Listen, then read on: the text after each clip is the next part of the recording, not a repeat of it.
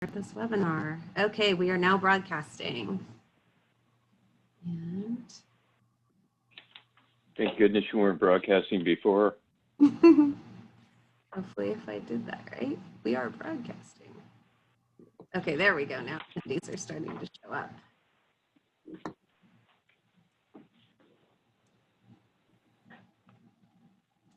All right.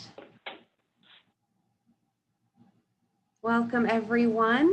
I'm going to go ahead and start the meeting. I'd like to call to order the meeting of the Downtown Community Task Force of October 15th, 2020. We are going to start with roll call. So when I call your name, please respond by saying aye. Member Thompson. Aye. Member Ondrasek. Aye. Member Mayer. Aye. Member Von Hune. Aye. Member Vargas Smith. Aye. Member Reed.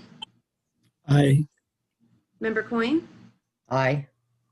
And Member Cayetano is absent. Thank you. Okay, so now we're going to move on to whether or not to excuse the absence of Member Cayetano. And we can, I need a motion for someone to either excuse or not excuse her absence, and then we will take a vote. So May I make a comment on that? Yes, please, go ahead. I just received an email from her today who said Okay. she would like to submit her resignation to the committee. Okay, So I said I would pass that along at the meeting this evening. thank you so much. Okay. So can I still need to have a motion of whether or not to excuse or excuse Member Cayetano? So moved. Okay, so I Butch A second. and second. Okay, so all in favor? And then I'm going to, yeah, I guess I can do, well, let me do it by person, sorry, because we're on Zoom. So we'll go again. Thompson, Aye. and Ondrasek, Aye, with no pause like Adam. Mayor, Aye. Von Hune, Aye. Member Vargas Smith, Aye. Member Reed, Aye. Member Coyne, Aye. and motion carries. Thank you very much. All right, we're now going to move to our consent calendar item. We have one item on consent. It's item 1A, and that is the Downtown Community Task Force meeting minutes for September 24th. Is there a motion to approve the consent calendar? I make a motion. I second. Please.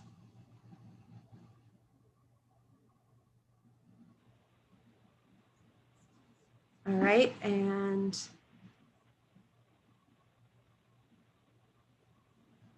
so are we motioning to approve the consent calendar item? Yes. Perfect. So the motion is to approve the consent calendar item. I will again take your votes by calling your name. Member Thompson? Aye. Member Ondrasek? Aye. Member Mayer? Aye. Member Von Hune? Aye. Member Vargas Smith? Aye. Member Reed? Aye. And Member Coyne? Aye. Fantastic. Motion carries. Thank you very much. So we're running out of time. If the slideshow. Can everyone see the agenda? Yes. Okay, great. So next we will be moving on to general business.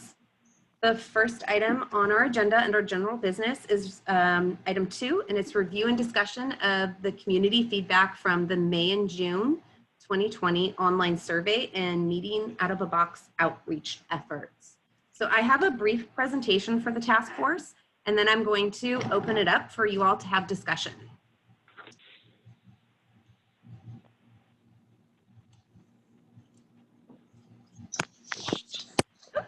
Too fast. All right, so just as a reminder, we conducted an online survey in the month of May 2020. It went into June, and at that survey, we presented 3 different land use framework options to the community. These were the same options that were presented to the task force at their March meeting. And then following this online survey, we held small group discussions via Zoom. So just as a reminder, these that on the screen now are the 3 concepts that our consultants have come up with. You'll see central open space, which the central open space core, with core uses being cultural, entertainment, and commercial, and retail, and then supported by public parking. And then with the easternmost blocks being multifamily housing with ground floor commercial, and over at the westernmost blocks, more of a housing focus. And I'd like to actually just point out really quick, all of these 3 options do include commercial retail uses. There seemed to be some confusion at the last meeting and some comments that we received that there wasn't commercial in these concepts, but there very much is commercial. If you're looking at these diagrams now, the red lines in particular will show you where the ground floor commercial would be placed, but there is also other commercial in addition to housing.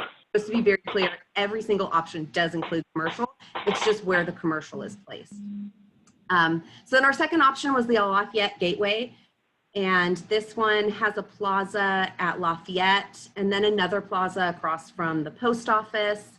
And so it would really be sort of the nodal concept. There'd be 2 nodes with the infill being retail or retail ready spaces. And then the contextual that had taller buildings along Franklin, lower buildings on the periphery, as it was adjacent to more of the single family homes and neighborhoods in the south. And each plaza had a sort of different focus of the types of uses that would be there. So that's just a reminder of what was presented at the March meeting, as well as what was on our online survey.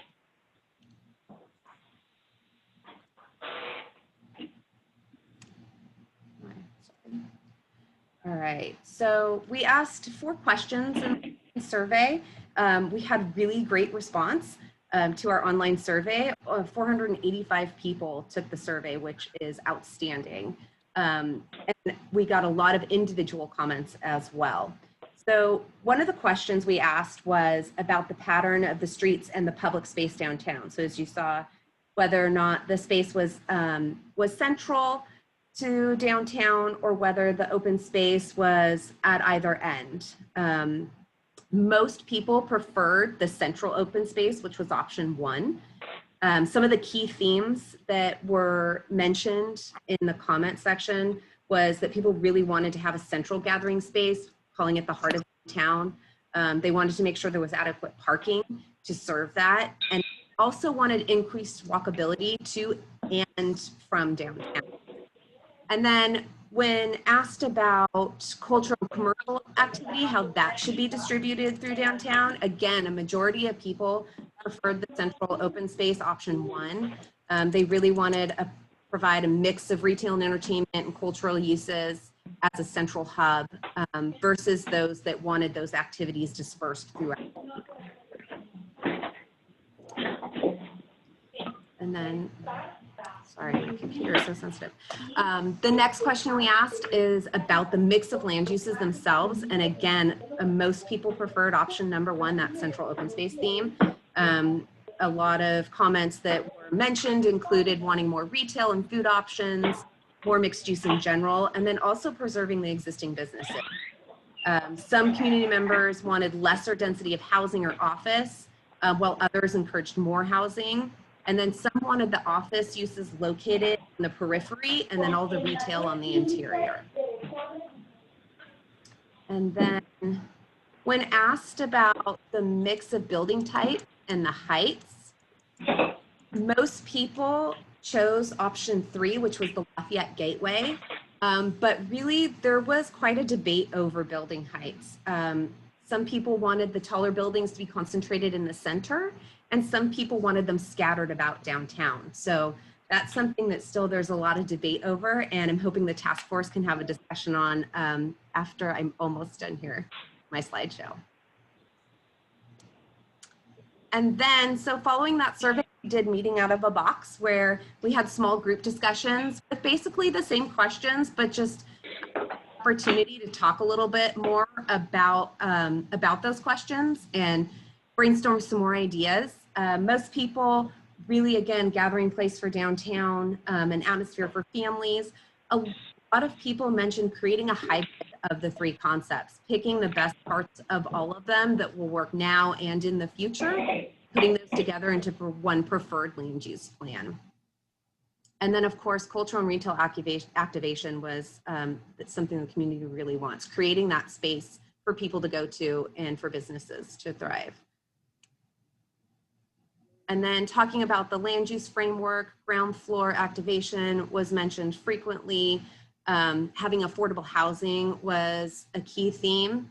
And then building heights, again, there was a debate of whether or not to have taller buildings in density versus something lower in character. So that's sort of a brief overview of the summary. The summary itself, for those who are in our audience, is going to be posted on our website, so you can go there and read the entire document. But with that, I would like to turn it over to the task force to discuss among yourselves what you thought about the summary and the responses from the community, and maybe sort of how you feel about the land use designations and where we should go, the land use concept, sorry, and where we should go moving forward. So with that, please, who would like to go first? Leslie, would it be useful to have the slide with the three different Yeah, options? I'm trying to get back to it. My computer is very slow today in responding to my clicks. Okay, can you all see the three options on your screen now? Yes. Yep. Yes. And I do have some of the additional graphics that were shown in this survey as well, if you want me to bring those up. There were some 3D graphics as well. I have those if you want me to call those up for discussion. I could start. This is Anna Vargas Smith. I wanted to thank Leslie. She was a big part of the little group that I did. In fact, I saw the pictures right there. I think Yeah. I had a great group, and they were really focused more on a hybrid solution. I mean, there were elements they liked about all three, but it seemed like the recurring theme was, could there be a fourth, a hybrid of the best of all three? So I am interested in discussing that a bit more. So let's hear what everyone else has to say. Thank you. I can jump in. Mm-hmm. Okay, so as a great response to the number of people that obviously did the online thing, I think that's great. I think ultimately, from my perspective, we need to focus on the right side, and I think that's where you can go heavy on the right side. We still need to be cognizant of sun paths and stuff. I think Homestead could take some height because there aren't a lot of residences opposite Homestead. There are a few, but not a whole heck of a lot as compared to Benton, although Benton has a couple, there's like 3 small commercial bungalows, I think. So anyway, that's my first thing, is just the height on the right side. I think, Anna, you're exactly right. Hybrid solution is likely because we're dealing with imperfection to start, right? We only own so much land. I keep hammering on UC Berkeley, where I went, that they had the cheap eats right near campus on Telegraph Ave, okay? And it was right across the street. And that created the whole flow dynamic down Telegraph, and I just see that so similar in a lot of ways in terms of a gateway. What I worry about the gateway component is, especially in the number 2 scheme, is that that's right on a busy street. In terms of if you're going to have a plaza there, to me, that's going to end up being, I don't think that's going to be a calming plaza. I think it's going to be, hey, wow, here we are. But I think over time, if we do the right special quality to this place, you won't need that right on the edge necessarily. You know, it will. Campbell, I don't consider Campbell having a real wow on either end, but people know what's there and they go. And same for Sunnyvale. I mean, they have the train station, you know, it's a narrow Murphy's Ave right across the street, but people know what's there. So that's enough for me from now, but I'll probably have some more comments later. Those are great. Thank you. So I can jump in on a couple things looking at that.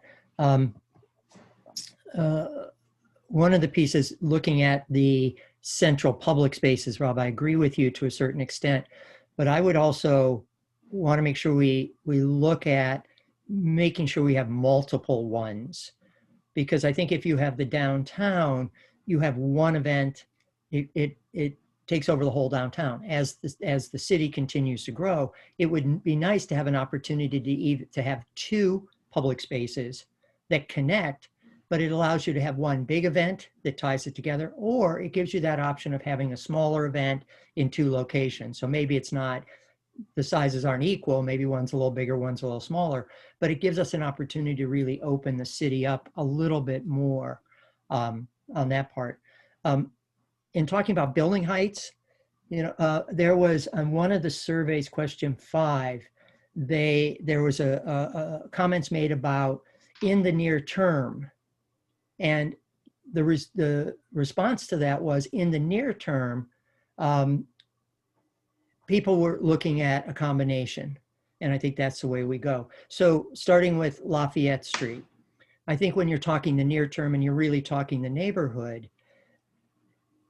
to make sure that we put a blend on Lafayette Street, we go taller on Lafayette Street, but I would also throw out there, you want to have some, if not a majority, of your night activity in that area, because we know what's going to happen. Events happen in the center of that downtown or on either part. People are going to park in the neighborhoods. They're going to walk through the neighborhoods. We're going to get phone calls going, wait a minute, it's 10:30 at night, something just let out. You know, people are up and down my street. So as we look at this, looking more towards Lafayette, facing the university, facing the train station, I think having more activity there and keeping the noise and the sound there is really important.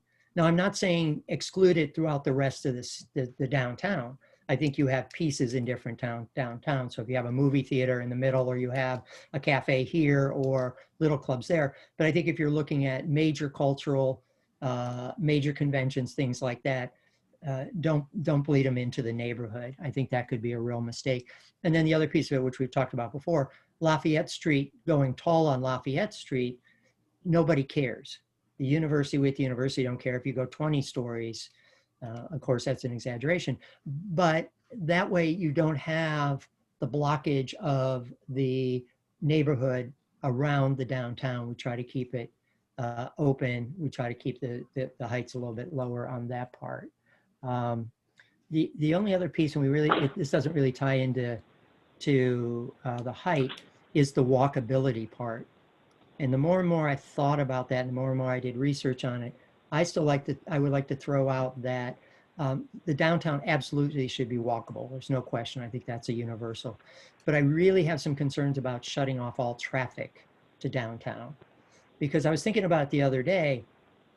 You go into downtown Campbell, you go into downtown Mountain View, you drive through, you see a restaurant, oh, I'll stop and have dinner here.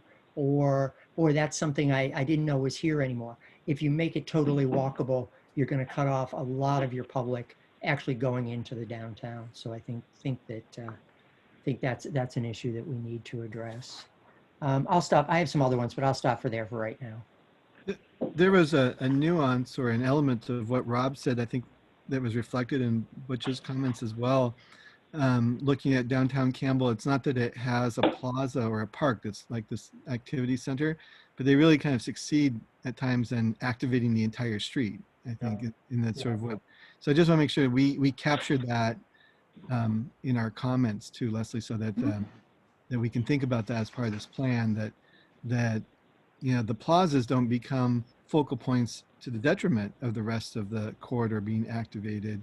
And maybe that helps take some pressure off of them as we go through this.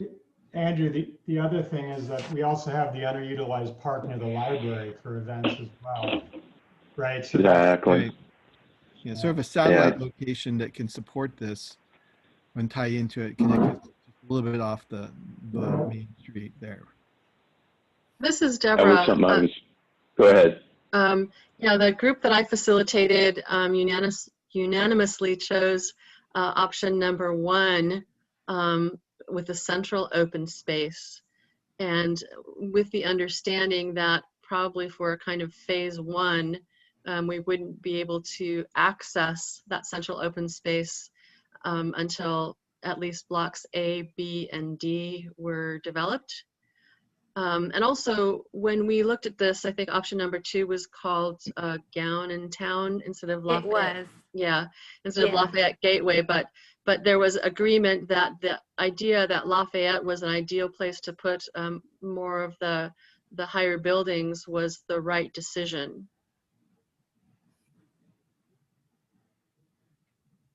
Okay, I'll go.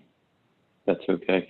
So, you know, and this is speaking for, you know, because we, you know, I looked at everything and I think our group did as well. So speaking for our group, obviously the grid, I think, is most reflected in option 1.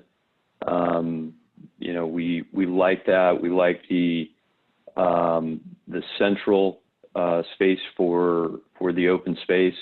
And to Butch's point, I think there is validity in having 2 open spaces, but I believe Rob said it, that you do have 2 open spaces, which is the, you know, the first original park, you know, Park Plaza. So you'd have that central location, and then you could have the park as a secondary location. Regarding heights, I agree with Butch and team that Lafayette should be the area for height. And I think the reason for that is twofold. It's, you know, again, it's not as noticeable. It's actually threefold. It's not as noticeable. You can go higher there. You can have entertainment venues below, which could include music, and parking garages above, or something, maybe offices above, where they're not as affected by music, and you don't have to shut the music down at 8 o'clock or 9 o'clock at night. Whereas if you have residences above, you would. And I think my third and last point, and then I'll shut up, is the sun, you know, is that if you have this, you know, height on Lafayette, and then it curves down towards Maine and gets lower, the sun's allowed through on the, I always get this wrong, on the Homestead side, that will allow sun to hit the Franklin folks that are having coffee or sitting outdoors, and it's not a canyon like a Santana Row Canyon. And I agree with Anna as well on, you know, there are bits and pieces. We like the number 1 plan, but there are bits and pieces of 2 and 3 that we like as well. So I think, you know, from what I've heard from folks, it will be a hybrid, I think, ultimately, which I think we all know. So. Dan, can you just speak to a little bit of what pieces of 2 and 3 you sort of think would? Well, I didn't note it, and I'm blocking it here, but I think it was more in our conversation. Hang on, let me reduce this. In our conversation, it was more the height and where things were located. And then it also plays into something Adam mentioned where, you know, blocks A and B is going to be developed first. And I think that's where the action, you know, needs to be in the beginning. So But let me come back to that. Yeah, sure. Sorry. Didn't mean to put No, you. no worries. No worries. Yep, no, I think that's it.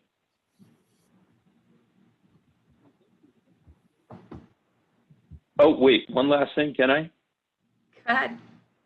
Yeah, is I agree that the street should not be fully closed, and it was a conversation I think that was had with a retail expert, and her name escapes me right now, where she said exactly what I think Butch said, where people do drive by and they say, well, let's stop here, even though there's possibly not parking in front. She said that drives a lot of the number of people that go by a retail or a restaurant or what have you really helps that business. So if you make everything walkable, that hurts it. So, I see Franklin open, possibly Maine being, optional, closed some of the time, open for emergency vehicles, but, having the ability to be open one day.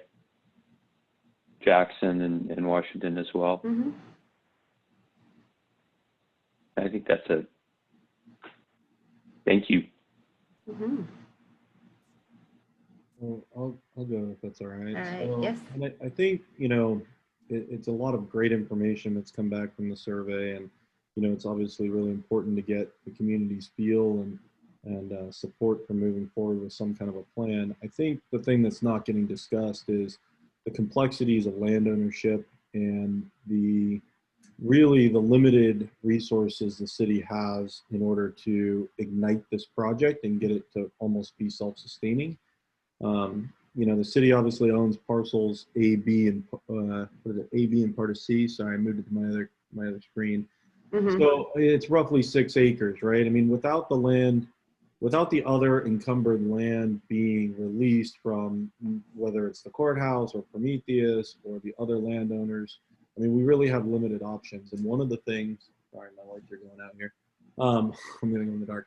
One of the things that I think really concerns me is making sure we don't get into a process like we did the last time in 2007 when a plan was developed. And that plan was developed that basically took what the city owned and only used those resources and actually butted up to the back of the resources we didn't have. And those properties, i.e. Prometheus and thanks, Title 24. Up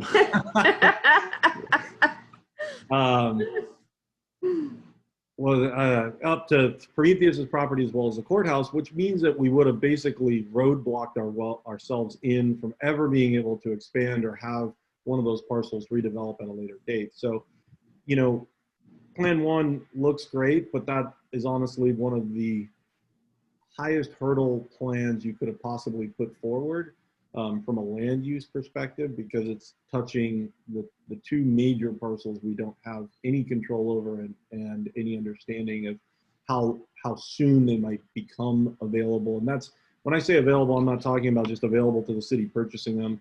I'm talking about even the developer or the landowner being willing to RFP and sell them and do their own thing, right? It's just available to be part of the plan. 2 strikes me, it's really a hybrid of 2 and 3 that kind of strike me. I mean, we talk about family-owned businesses. I mean, Franklin Mall serves a great purpose right now because it is already developed. Most of the property owners have been there a long time. So their expenses are low, right? So they're more likely, and I'm not saying they will, but they're more likely to be able to offer lower square footage, rents per square foot, which would support those local businesses, which means that those parcels will really be able to stay the way they are for a long time until we really get this thing churning and it becomes valuable enough for them to want to again pool together and release their ownership. It's been talked about where Lafayette, that's the part where, to Butch's point, we can build a taller building there. That's also our main access point. I mean, at one point, it was looked at to actually widen Lafayette, which is something that I think should be considered for access at some point. Right now they have a bypass lane at different times, which makes it confusing, difficult, and hard to get to. It was Nancy Biagini who said one time that the biggest problem with our downtown is that it's very hard to get to from a location perspective. Like, tell me how you get to downtown from one of the major thoroughfares, right? And it's really difficult, or you're cutting through neighborhoods, or, you know, so we then need to really lean on the access we have to public transportation not that far away to be able to offset any kind of drivership, because the best way to get to our downtown, honestly, is take the train, hopefully future BART eventually, and then walk the quarter mile to get there. You know, and hopefully the city will eventually release the scooters and mobile transportation, which will really help as well, get that last quarter mile commuting. But I just really struggle with these three plans because they're very, I mean, they're what we would want to do if we still had ownership of the 8 blocks, not with the encumbrance that we have. So I think what we really need to do is take all the comments, take these plans as a starting point, and, you know, start doing a hands-on kind of work through to figure out what makes sense now to get the project going and to make sure it's sustainable, and then also try to entice the one, you know, the ownership that we need to move off the dime to actually be a part of the plan and not exclude them. So I'll leave it for a little bit. Sorry. Leslie, if I can add something real quick, just to add context to that. So, yeah, I think from a staff, thank you, Adam, so much for that. I think from a staff perspective, we have been pretty clear on kind of the parcels that are city ownership, and the fact that those parcels have leases to run to 2021 and 2022. And after that, there'll be some opportunities to be able to do different things, especially as it relates to downtown. And one of the key things we committed to, as I mentioned last time, and I apologize if you hear my dog in the background, but I am actually on vacation today, so I have no quiet place to go. So I apologize if you hear the dog. I can't control that. One of the things that I wanted to bring back again is that, you know, I think Adam brought that point, is that all the other parcels are really private ownership, and thus why the fiscal analysis was such a huge component that we always committed to, because ultimately for private ownership, those developers will have to determine when they redevelop and how, you know, and what will be the right time for them. And that I want to make sure that the task force is looking at the fiscal part of it, and also for the community members on the meeting are aware that that's a big component. So while we have control of approximately 6 acres, 1 acre has some limitations associated with it. Most of the other ownership is in private ownership, and ultimately those developers and those private owners will have to determine when is the right time for them to redevelop and how this plan fits into that. So I just wanted to highlight that. I know we discussed this almost at every meeting, but that was a commitment we made as part of the process, that we would bring the fiscal perspective into it to make sure we have a plan that works for everybody. Thanks, Manuel. If I could just jump in on that too, because we're talking about that phase 1, that ABD, just as a reminder, because we're constantly talking about the city property. The university is interested in partnering and moving this project forward. Now, again, there's no guarantees, and I can't sit here and say we would do this tomorrow, but we know we're at least one property owner that is very interested in moving this project forward, very interested in developing that block. And we also, I think, are looking at it that as we move forward, we know the whole area, 8 blocks, is not going to be developed. But I think it's important to remember that that first block that we develop, and if it happens to be the Lafayette block or our block, part of our goal is to make sure that phase 1 is a catalyst for future development. So if that first block is housing and that's all that's there, is that truly a catalyst that's going to help develop the downtown? What is that catalyst? So I think we always have to keep our eye on, you know, as we look at it, yes, we're looking at a whole project, but if we don't get the first phase off the ground, if we don't excite developers about developing or landowners about getting involved in this project, then it's not going to go anywhere. So just wanted to throw that out there. I wanted to jump in. Yeah, so it's just on the catalyst idea. What catalyst is energy, right? You have to have energy to start it. And so that's why, yes, like Butch said entertainment, Dan said, I think you need to concentrate the energy in phase one, which is the one that's more short-term viable, which is going to be entertainment. It's going to be outdoor eats, hopefully cheap eats, and it could be that bridge between the town and the university students, you know, and then I think if that's got enough dynamic, people are it's going to start catching on and be the catalyst. I think the reason a lot of people have a problem with, or I do in general, is anything but the centralized plan is that they become very linear, okay? And Campbell's linear, Mountain View's linear. You know, Mountain View put their plaza with the theater on the end. And I always drives me crazy, because if I park on one end to have dinner, to get all the way to the other end is just like forever, you know? So by doing things and splitting in the middle, it certainly breaks it in half in a way, or not break in half, but it shortens the, creates interest along the way. It's like a resting point in a way. When you're on a long path, you know, you like stops along the way. So anyway, that's my comments.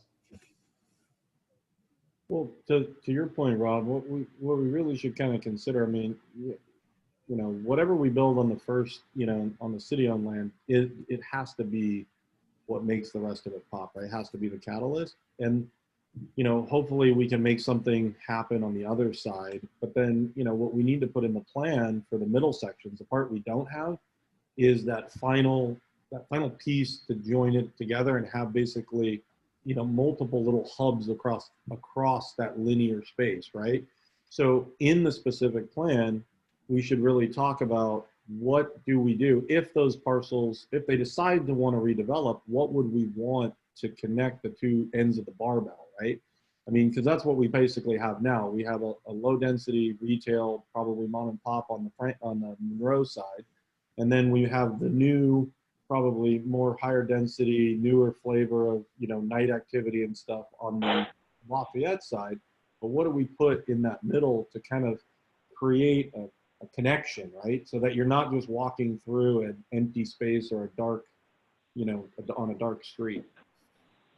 Now, this is Deborah. Can I just add, when I think of the open space and the uses for that open space, my mind always goes to something like the Franklin Street Dance, or some kind of, you know, large community gathering that we traditionally have been doing in the downtown area.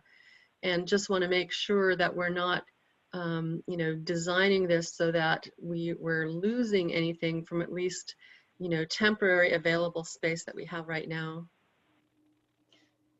Let me add into that. So in terms of that central area, I think that could be more the higher profile restaurants kind of on each corner. And that, because that's what Franklin, you know, it's got that big grass area in the middle and the post office, right? And that's an area where a lot of activity, well, when we have events, but Campbell seems to have done it well with the pop-in, where they have several restaurants on one side. And I could see doing that on both sides to kind of create a dynamic, whether it's beer garden / whatever.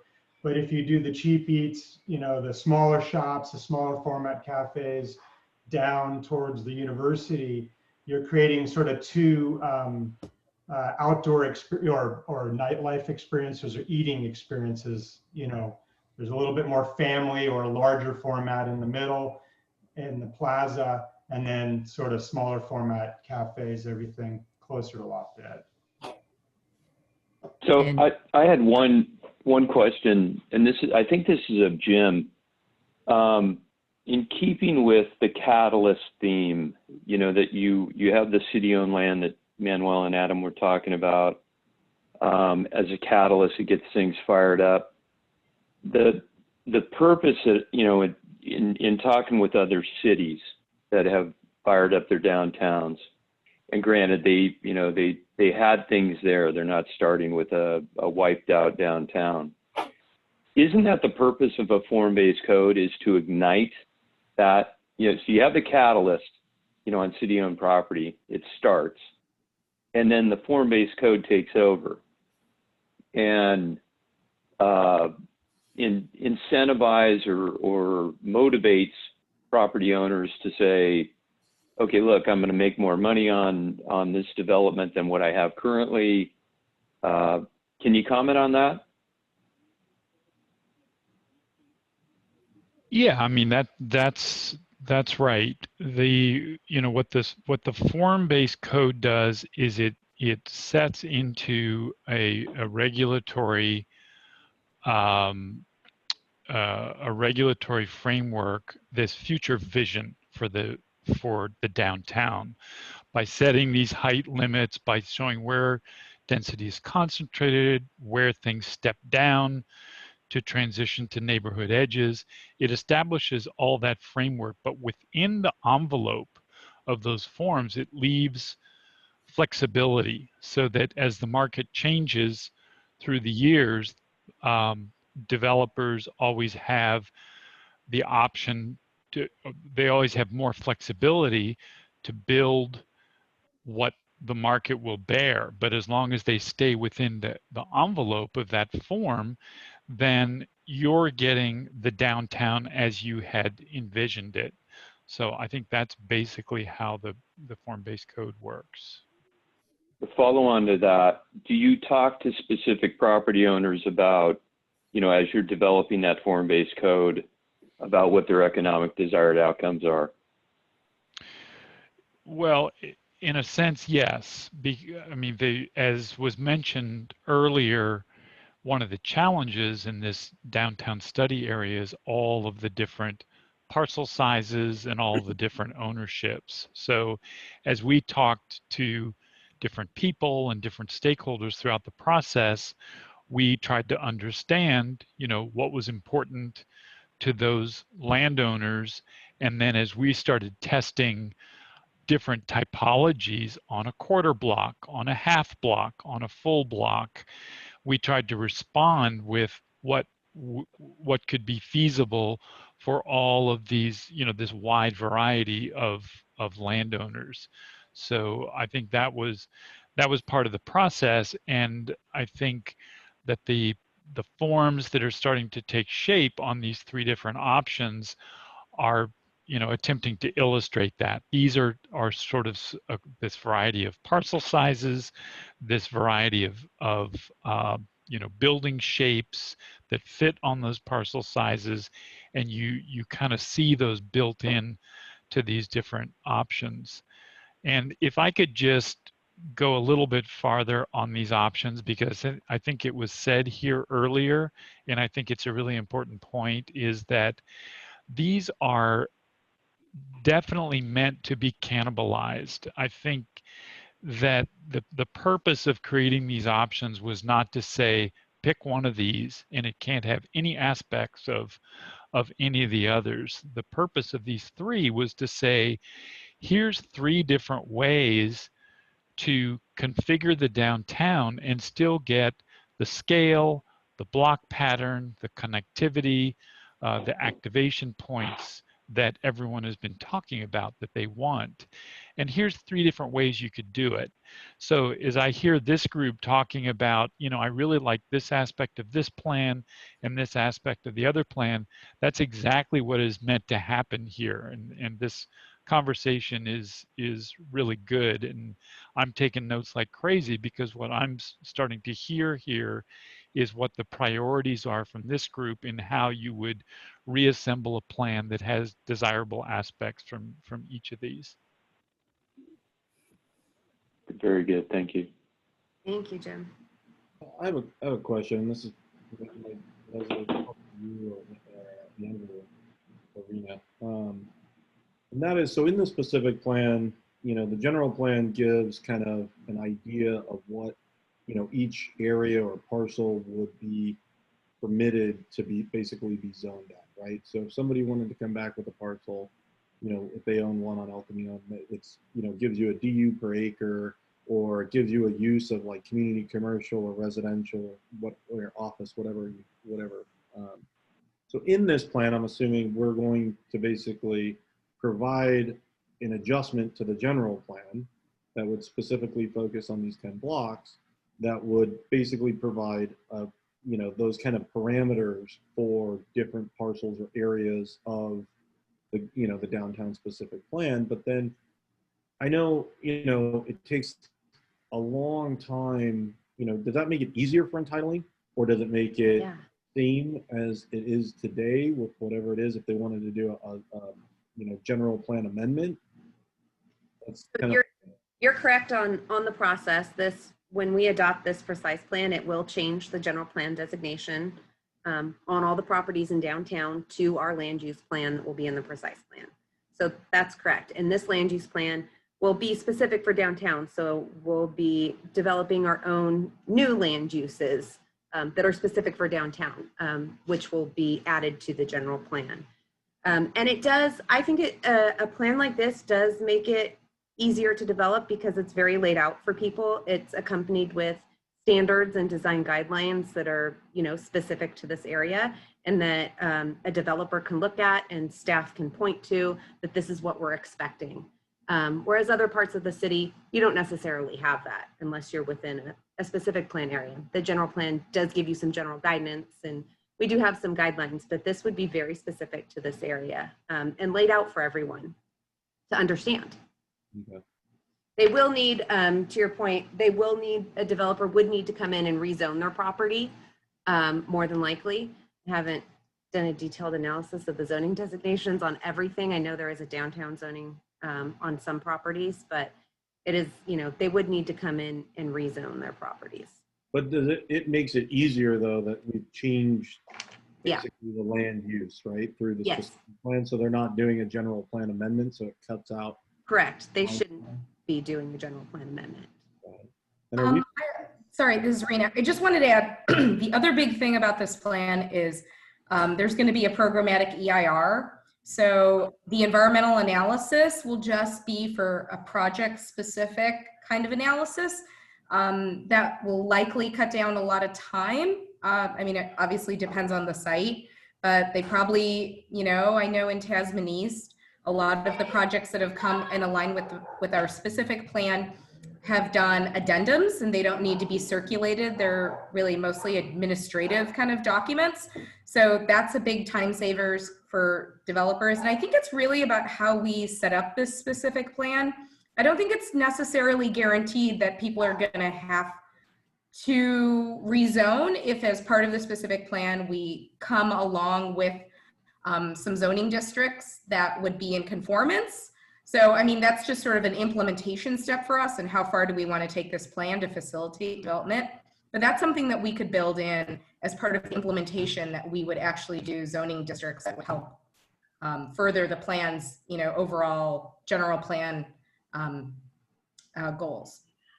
Well, thank you. I think it's really important to understand the tools that we have on our, within our grasp, that we can help to, keep this thing moving, right, and actually see it get built. And I think that rezoning plan is something that really, it's a big holdup, right, for anyone to go through a 3 or 4 year process with the EIR and CEQA and everything. And so if we're able to cut that down, I think that really helps incentivize some of the landowners to potentially move off, to either sell it or develop it themselves, right? I mean, I kind of refer to them as developers, but we're talking about the same thing, landowners or developers, right? Mm-hmm. And so I think it would be good if there's any other, I'd ask staff, like, if there's any other tools that we have within this process to help kind of motivate some, the actual implementation of the plan, I would really like to understand that, so that we don't miss anything or an opportunity that we might not have known about.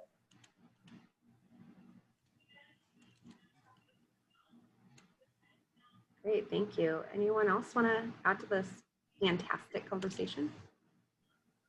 This is Anna again. I was in favor, it sounds like most people are in favor of a hybrid plan. And looking at these, there isn't a lot of changes, extreme changes between the three.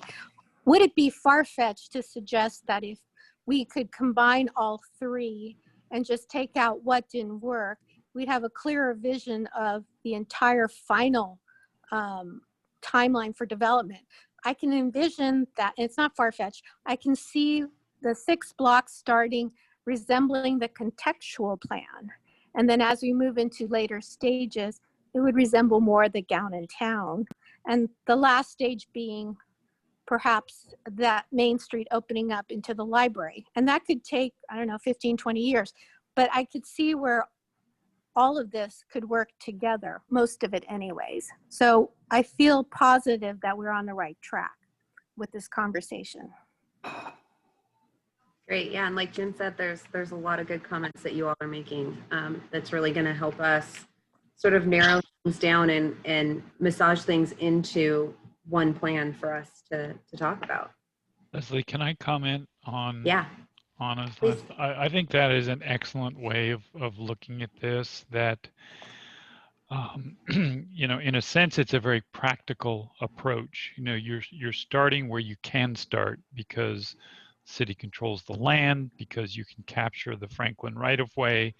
There are things that you can do in the short term, and that's where you start. And then you build towards this long-term vision. And, you know, even having something at the Lafayette end and something at the Monroe end at Franklin Square, and then eventually having something in the middle, I think reinforces some of the other ideas that were mentioned earlier of, you know, breaking up the length of Franklin by having these events along the way. And it may take a while to have that something in the middle, but that's something that you're working towards. If you start working, you know, with the courthouse, you know, you start that process. You don't know how long that's going to take, but once you're able to progress on that, then that allows you to reestablish the Main Street right-of-way, and then that gives you that strong connection from the library park, you know, to Franklin and Main, and you might be able to, for example, build a quarter of that plaza, and then you know, eventually, you know, Prometheus may decide that they want to redevelop blocks C and E, and you know, and then that would take on you know, a larger expression of that central plaza. So, you know, I think it's the way you described it, Anna, is a really good way of looking at it. And I think you start by controlling the things you can, and then you just build towards, you know, a vision. Agree. Thank you. Leslie, I'd like to jump in here. There's been several comments. I think Rob started it, the conversation about looking at these plans and how linear they are. And again, as we look at this hybrid plan, I would really hope that we would not make this linear, that we would look at those side streets, Washington, Main, and make sure there's activity along there. It was mentioned about Mountain View and Campbell, how they have a main thoroughfare, a linear piece to it. And there were some issues with that. But going back to Campbell, if you go back to Campbell and you actually go to Central, which is right inside Campbell, they've started developing down Central towards Orchard.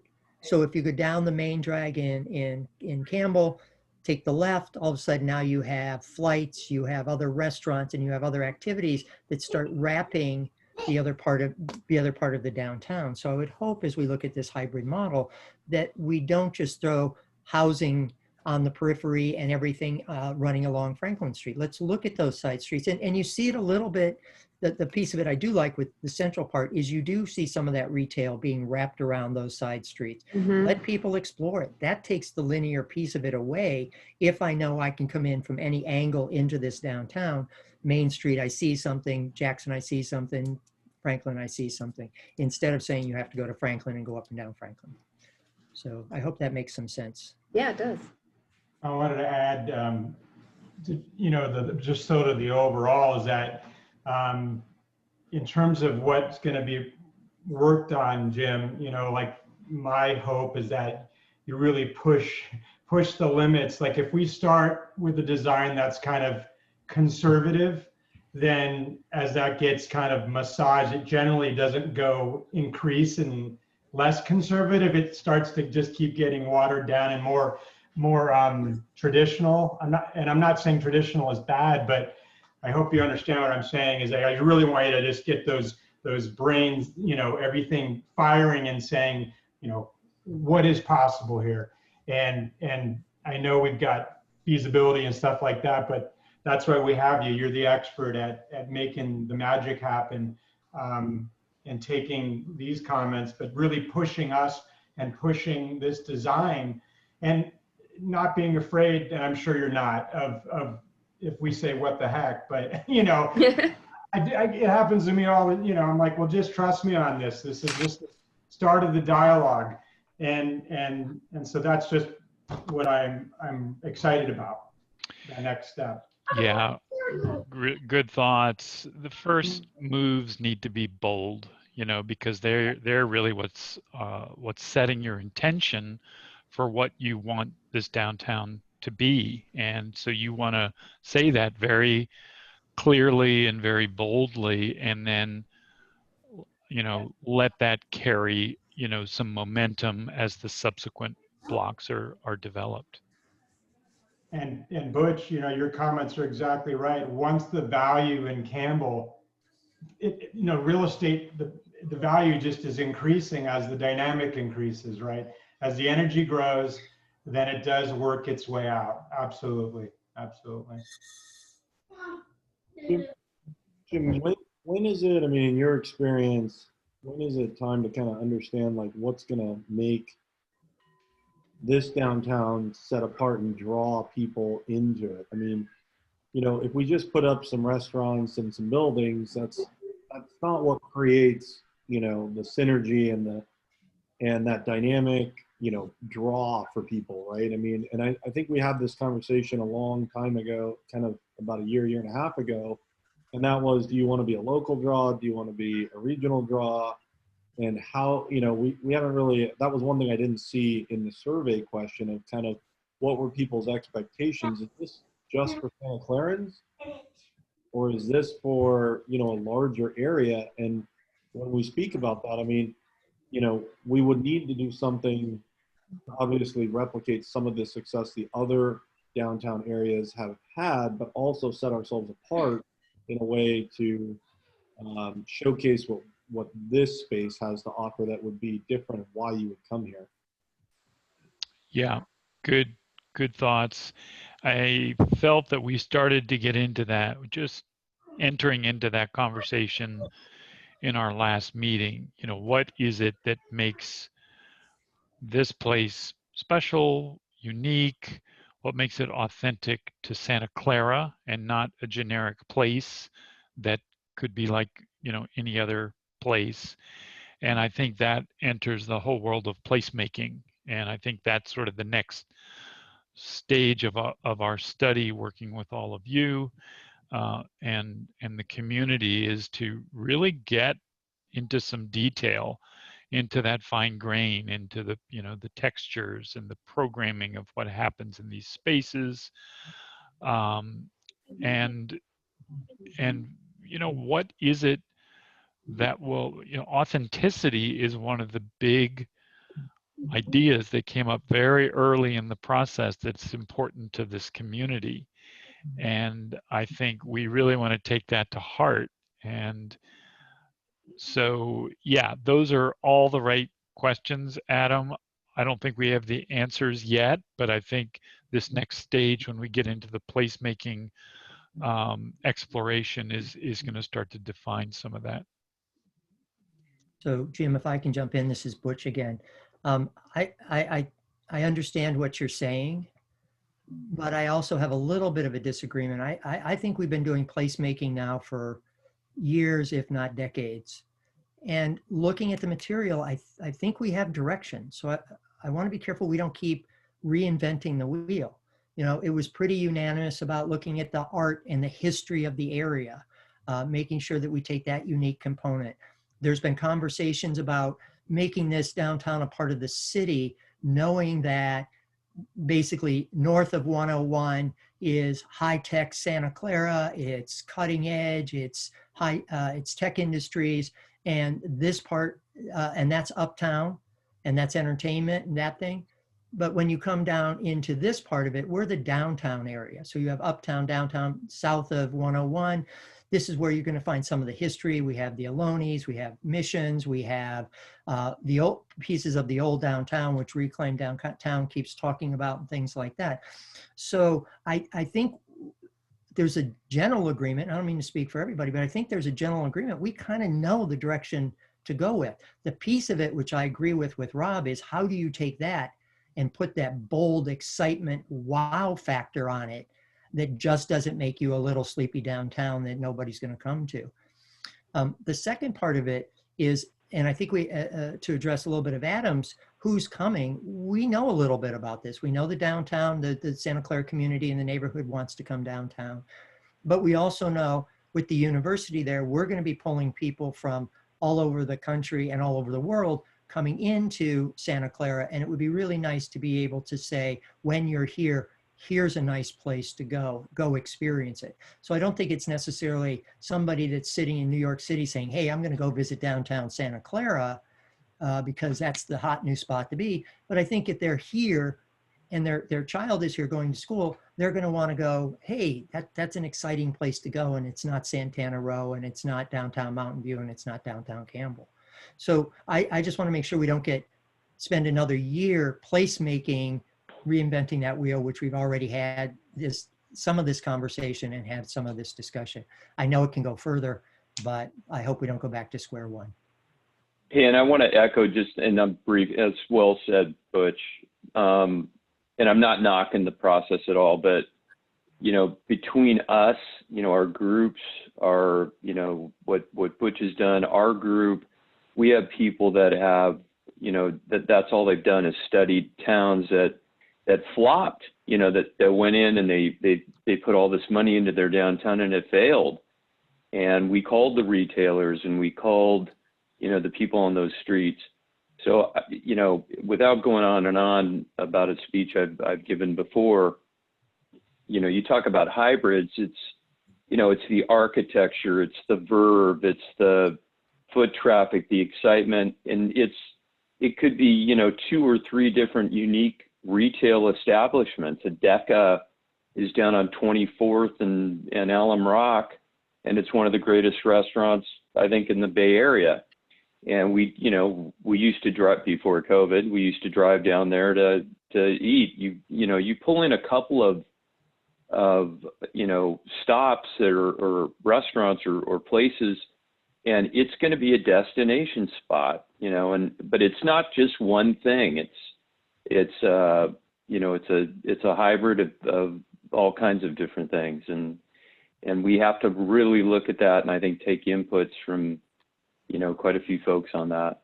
So, Leslie, can I comment on just the last two? So I say yes to Bruce, yes to Butch, and yes to Dan. So I think that the themes that we've started to talk about, art, history, you know, just the unique ecology of this area, the agricultural heritage, all those things are cues that we want to figure out how to, you know, bring into the language of this place. But how to do that specifically, I think, is what we want to start to get into. We don't want to create false historicism. We don't want to have things that are kitsch. We want that to feel genuine and honoring those themes that are so important to the history here. So I think we'd like to get into a more detailed conversation about how those things manifest. And then to Dan's point, yes, it is a combination of all these things. And I think, you know, so often a downtown strategy for activation is like, we're going to have some great retail. And that doesn't cut it anymore, especially in this day and age when retail is really having a hard time surviving. And so, you know, the placemaking strategies that I think we want to get into in more detail are what are the combinations of, you know, public space function and programming and ground floor spaces that provide retail, that provide dining, that provide other things. And, you know, how do all those things work together to create this very desirable place that people want to come and spend time. So I think that's the, that's the level of detail we want to start to get into. It all comes down to being seen and seeing others. That's what it comes down to. Being seen and seeing others. And Butch, I understand, like, there's been a lot of, the history is great. And I mean, I love history. I love my old house. I love old cars. You can see one behind me. But you have to be careful because that usually doesn't draw especially younger people. As the dynamics and the demographic is changing, it's going to be very hard to get, people who want to come to see, pictures or of what was there. And to Jim's point, you definitely don't want to recreate it. I mean, the downtown was lost. It's horrible, it's tragic, but at the same time, it has given us this opportunity before us to actually reinvent a little bit. And I want to play off some of the stuff that was there, but tastefully and specifically, but also not be where it, become a museum. Like this 8 blocks cannot become a museum because it's not going to draw enough people to support the retail. I mean, I think all of us really want the retail and the food and the outdoor space and the gathering and the, dance parties and all that kind of stuff. But if we don't actually make it that draw, that's something that pulls them in, then we're going to end up with a bunch of housing and a bunch of dead, dark retail. And that's not what I think the objective is. And, just one more point, the university, we saw what happened with the students. The students are going to be a great support, but they're only here 9 months a year. Homestead Libations wasn't able to survive during the summer months and ended up having to close, which was a great spot for all the locals. So I'm trying to take what I'm learning from, what we've just even recently done and not done successfully to be able to maintain and try to say, okay, well, we can't rely on the students to support us. We have to figure out how we get a larger benefit, from the outside area. And unfortunately, this is smack dab in one of the lowest density areas in the South Bay. So we have to draw people in. There's no if, ands, or buts about it. So, yeah. I mean, I don't want to start over. I think we need to churn about what the history is and how we're going to fold it in to how we're going to grab people, how we're going to make a place that people can be seen and see other people. Can I add one more thing? One of the qualities, I think, of a downtown that's a destination is that there's something new all the time. For example, the Redwood City Art Kiosk, it changes every month, and so there's always a reason to go back. And that's, one of the ideas about these open spaces that could be used for a kind of, rotating art display or rotating, curated kinds of activity that would bring people on a regular basis to downtown, not just to eat and maybe not just to listen to music, but to come back and come back and come back. That's what we really want. And that's what placemaking is all about, is making a place a destination where you want to go regularly. This is Rena. I just wanted to say that I don't live in Santa Clara, but I have a lot of neighbors who have been telling me that one of their favorite things to do is to go to downtown Santa Clara's farmers market. And so I just thought that, there's already an asset that's building, at least it seems, and something good to leverage or keep in mind that there's a spark there that seems to be drawing other people in beyond just the immediate neighborhood. I wanted to piggyback on what Rena was saying, because I was down there for 2 different weekends at the farmers market because I was taking videos and pictures for the virtual Parade of Champions we were doing. And so I wanted to capture the energy, and the only place I could think of that had the most energy was the farmers market. So we set up some creative props and that sort of thing and let people just be themselves. And what I found in having to engage everyone that was coming by the booth was I would ask them where they're from. And what surprised me the most is a big chunk of those people aren't from Santa Clara. We are a destination and we just don't even know it.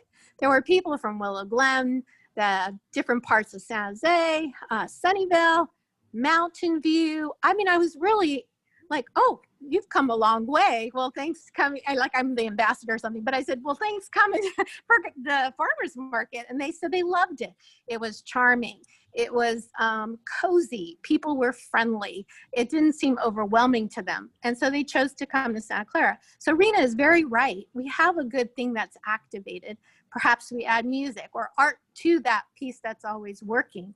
Make it a bigger event than it is, or do it 2 days. Maybe do a Friday night exciting thing, and then Saturday morning is the produce and the art people. I mean, there's different ways to do it, but after that experience, I actually appreciate and respect the farmers market so much more. So it's a very good event. You know, and I want to piggyback on that. So what's interesting about the intimacy of Santa Clara's market compared to, let's say, Campbell.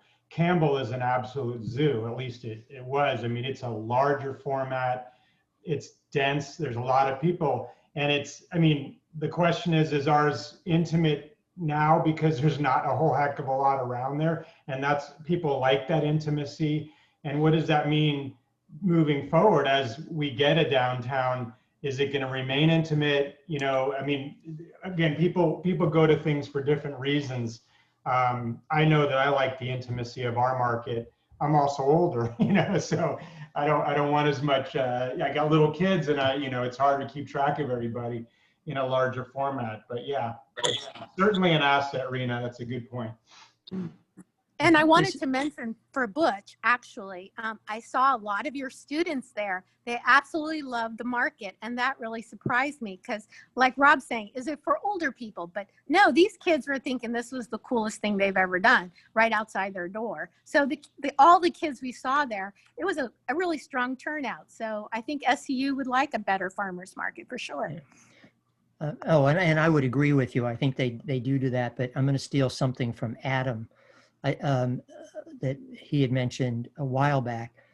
You know, I had mentioned talking about the history and the art and things like that. Adam has mentioned that we should develop an envelope and not the final product. So if we decided it's art and history, allow that creativity to come in. It doesn't necessarily have to be a statue of an Ohlone Indian that people come and take their picture with. I think you can get creative, you can create a wow factor, but you at least have to set the envelope that says this is the direction we want to go. If you were to go to our students, our art students, and say, we want to reflect the history of the mission and the Ohlone that was on campus, come up with your most creative things. You're not going to see typical history book types of things. They're very creative and very imaginative. So I think setting the envelope, using your term, Adam, and then allowing people to develop and come up with that wow factor is pretty exciting. The only other thing I want to address, because there's certain things that keep repeat about the university that I'll keep pushing out till eventually other people start talking about it. When we talk about this downtown, we keep talking about, oh, student support. We have 8,000 students on campus. They are here from basically the end of September to the beginning of June. That's absolutely correct. We also have faculty and staff, but the piece of it that we keep missing and would help the business that went, the bar that went out of business, last year before COVID, I brought down into my facility 74,000 people. 74,000, and that's annually. We do that. The problem that I have is they come down to the theater and they say, we're not staying here. There's nothing to do. So when you're looking at the university, it's not just the draw, the faculty and the staff and the students, it's all the other activities that we have on campus, whether it's sports, whether it's church, the mission, the tourists that come into the mission, whether it's Sunday Mass, whatever it may be. Once you start really looking at the number of people that we generate on that campus, you're over hundreds of thousands a year. So which is why I think the university is so excited about getting this project going, so that we can start bringing some of our supporters, our patrons, out into this downtown to help make it successful. Butch, I want to piggyback on that. So, you know, the thing that I got excited about when we talked previously was about reconfiguring your theater, you know, along Lafayette. because that's the perfect opportunity. And we talk about having a gateway into downtown, but if you have a gateway into University right there that leads in, that's only going to be a beautiful thing, you know. And now getting back to why a business fails, sometimes it's the size. You know, my personal feeling was that that business was too large a floor area, which is very problematic with a lot of the larger formatted restaurants. You know, you see a lot of the ones we all grew up with are gone because they're such large formats. And I think that, and then it's also on an interesting corner. I think if it was closer to the university, it might have had a little bit better chance. But I think size, you know, there's other factors why that maybe didn't succeed. Yeah. Could I jump in? I've been quiet listening. Thank you, everybody. Yeah, thanks, Matthew. So I want to go back to something that Leslie said in the beginning of the meeting, which was that last time it seemed like we were just talking about office and housing. And I think what was missing from last week's discussion, the punchline was, what do we need to get what we want? Right? Clearly the drive is not, oh, I want office downtown. That's very little of that in your community survey. But what the discussion was last week is, what do we need in order to get what we want? And so I think with that in mind, you know, there's a kind of a consensus on trying to figure out how to create a sort of an integrated space. There's some questions about whether you do that with a center or if you do that with poles. But Jim, your job is to make sure that we can get what we want, which is relatively active space through at least the center of this space. And that, for me, raises a couple of concerns.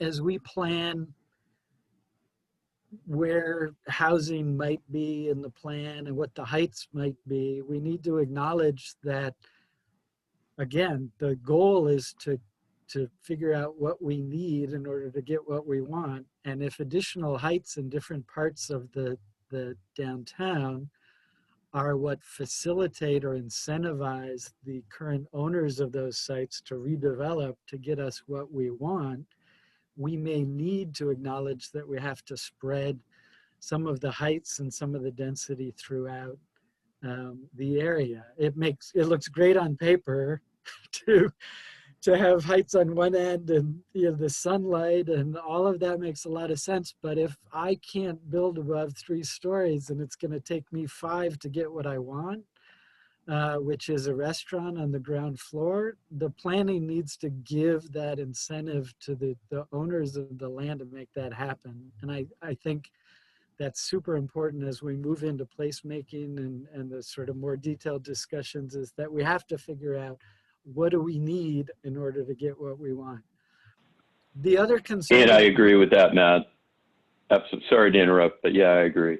And you know, to everybody's credit, I don't think I'm telling anybody anything. I just think we need to keep that in the back of our heads, that part of this exercise all along was, what kind of density, what type of development potential do we need to create the kind of downtown that everybody's been envisioning? And so I wouldn't want to restrict opportunities in places on the front end because we have a kind of an ideal vision of where heights might be and where they might not be.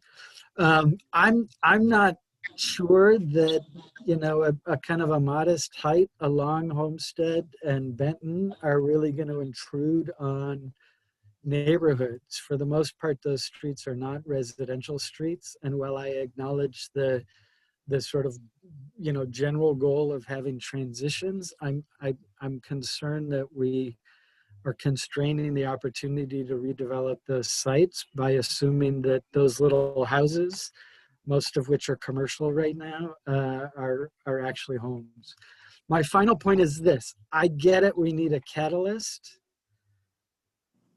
but we need to think real hard about how that catalyst and draws people through the space. It's real easy for us to create a node that doesn't think forward.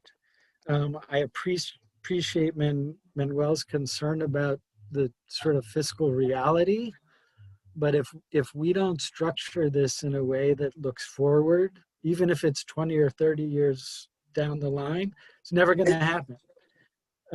And so I'm all for looking at Lafayette as a starting point, but if it is just a catalyst or a trigger and isn't really carefully integrated into a long-range vision, I think it's going to be a mistake because it's going to stall out the rest of the space. That's it. Thanks, Matthew.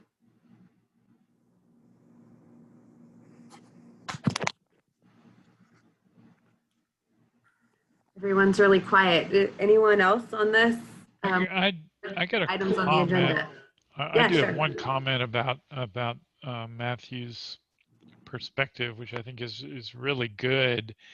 And I think, we do need to, pack in some yield here in order to get what we want. And I think that's been demonstrated through the financial analysis. And to date, we've been, I think, erring on the side of flexibility because we don't want to, hamper something that, that the market may want to dictate, in 3 years or 5 years or whatever. So I think building flexibility into the plan where those land uses can go where they need to go and the density can go where it wants to go, and shape it only where we have to, where it has a purpose based on, as you say, on what we want.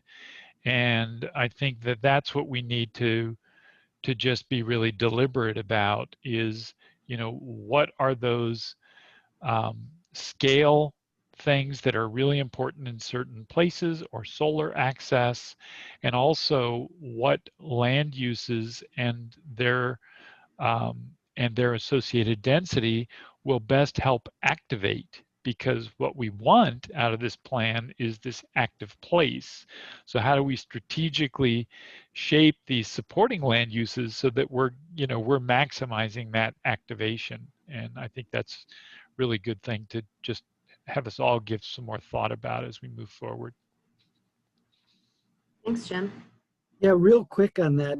The presentation last time was striking in that townhouses are a great investment in the South Bay. And, I think there needs to be enough structure to expectations to realize that we need to bring activity and people to this space, and that if it's too flexible, the market may not get us what we want. And so that was just the caution from the presentation last time. And what you're saying is there needs to be enough structure to make sure, as you said, that the activity is there, that people are in that space in a way that sustains the uses that we're looking at, and that is also responsive to the market reality of what's going to drive folks to decide to redevelop. If you just count on what's going to drive the market, you may not get exactly what you want out of that space.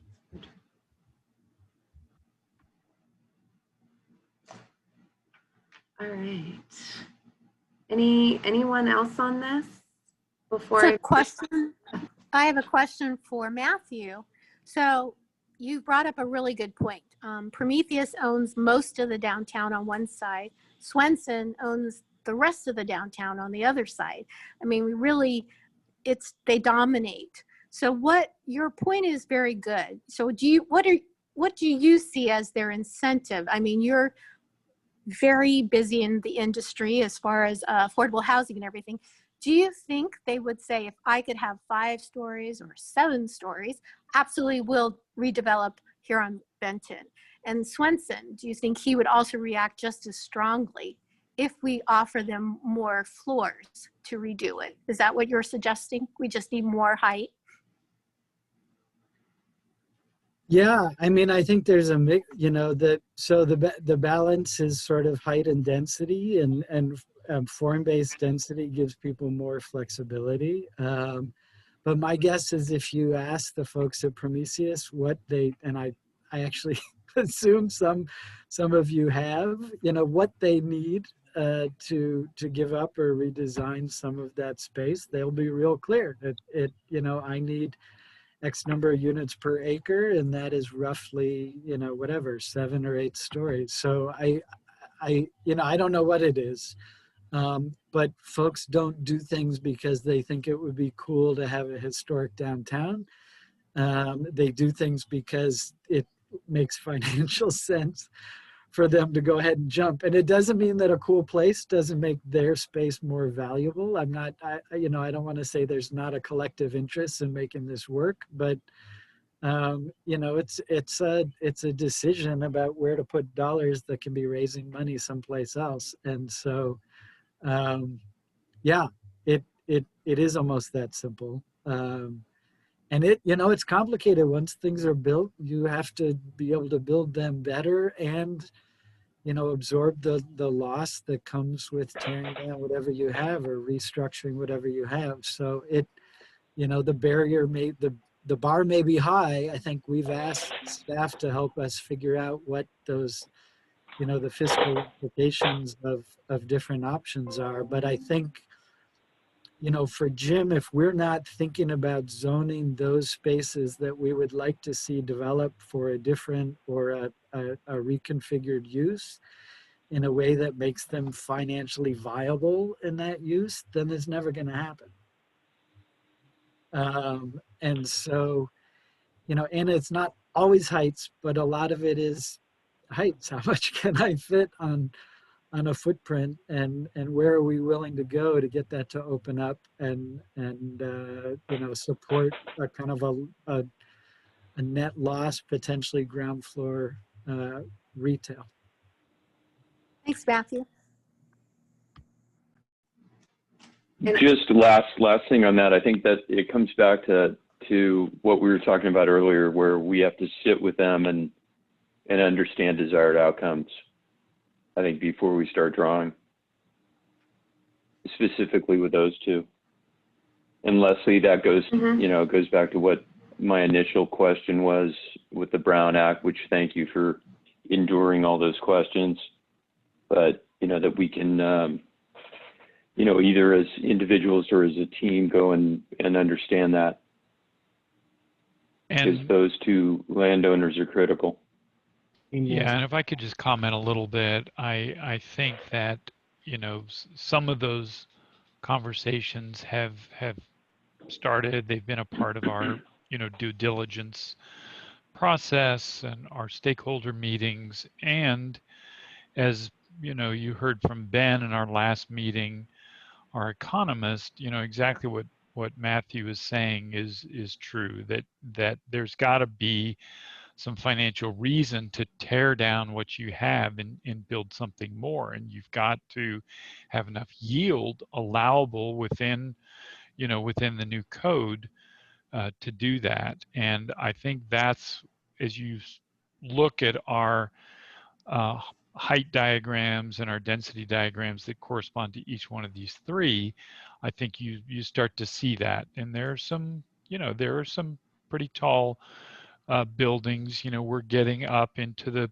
6, 7, 8 story, depending on where you are. So it's for those reasons. It's, the way you've stated it is exactly right.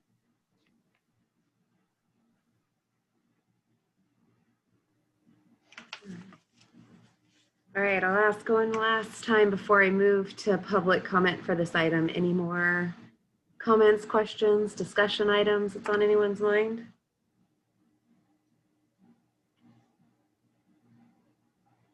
Okay, so hearing no one, I'm going to go ahead and move to the public comment. So if there's anyone in our audience that would like to address the task force on this particular agenda item, if you want to go ahead and raise your hand, I will call you by raised hand. Okay, our first speaker is going to be Jonathan E. You can unmute yourself and go ahead and speak. Hello, my name is Jonathan Evans. I'm the president of the Old Quad Residents Association. I just wanted to echo first a couple of comments from the committee members about more density toward the university. I think that's a great idea. the plans that were offered on the website didn't really give you a way to, give that feedback. And I think that's helpful to have.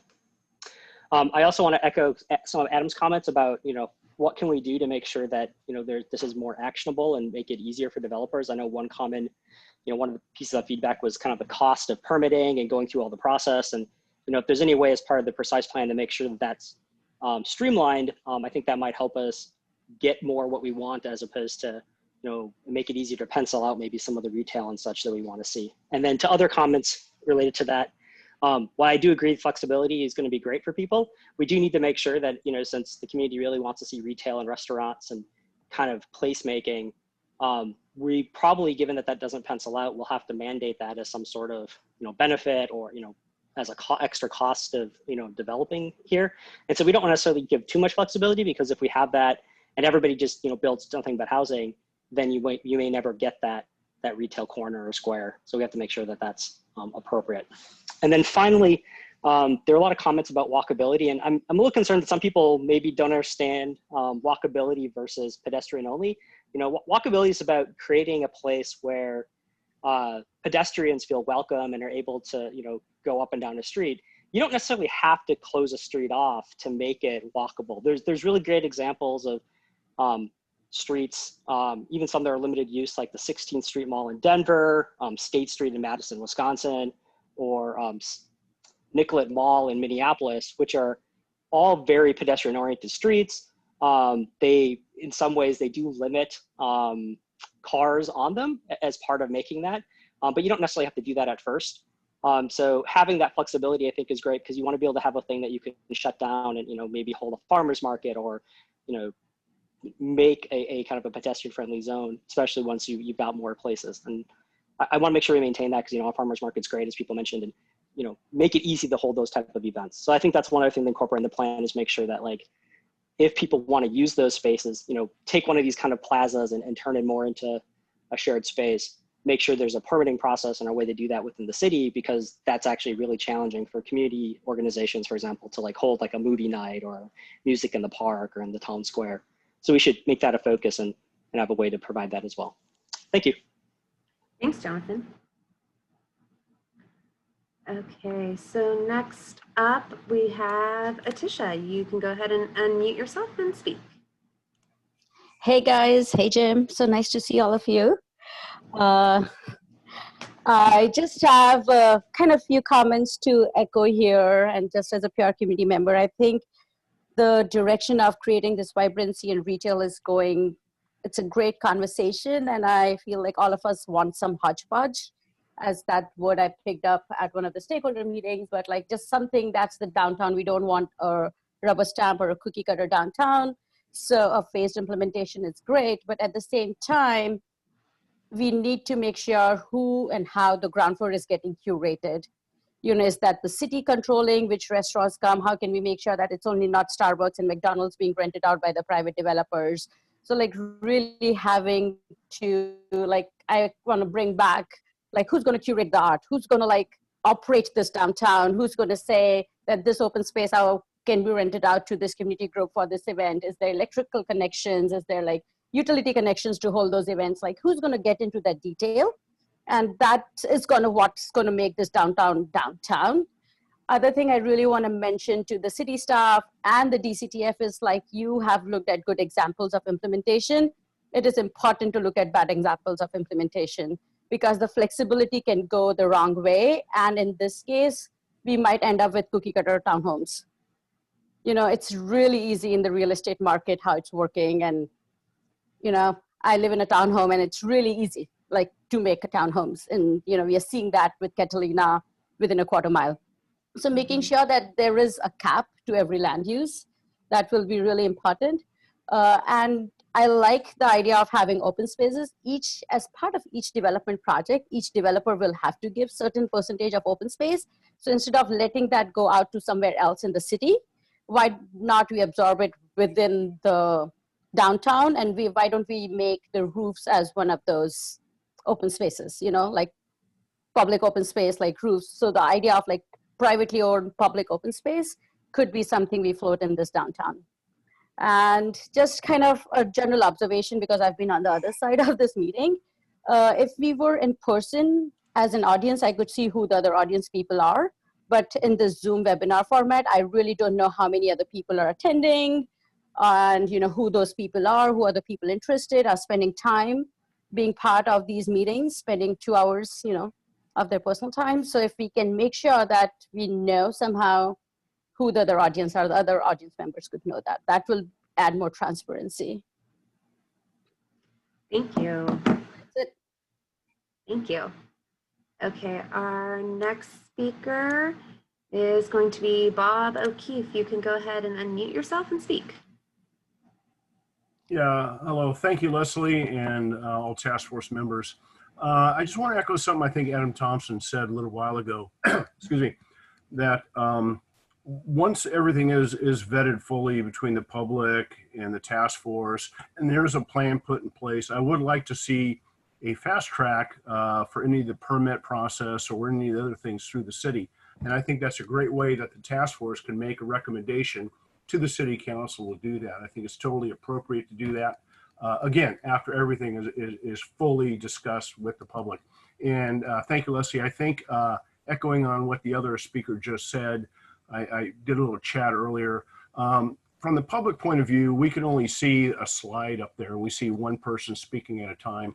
I think it's important to see all the speakers and actually important to see people when they're not speaking too, to see, see if people are actually interested in the project, which I'm sure you all are. What the other speaker said, I think is important. If there's a way to list, at least how many people are watching at any given time would be a great asset also to us public. So thank you and keep up the great work. Thanks, Bob, for those comments. Very helpful. The Zoom webinar is all new to us, so we'll get there. No, thank you. Okay. Our next speaker will be Seth Jane. You can go ahead and unmute yourself and speak. Yeah, hello everyone. I sit on the El Camino Real Advisory Committee, and one of the things we've been kicking around there is form-based codes. And I know that the documentation that was sent out talked about form-based codes. And I was wondering, it hasn't really been happening in Santa Clara. I'm just wondering what is the barrier to adopting form-based codes in the city? Will this be the first project that has form-based codes?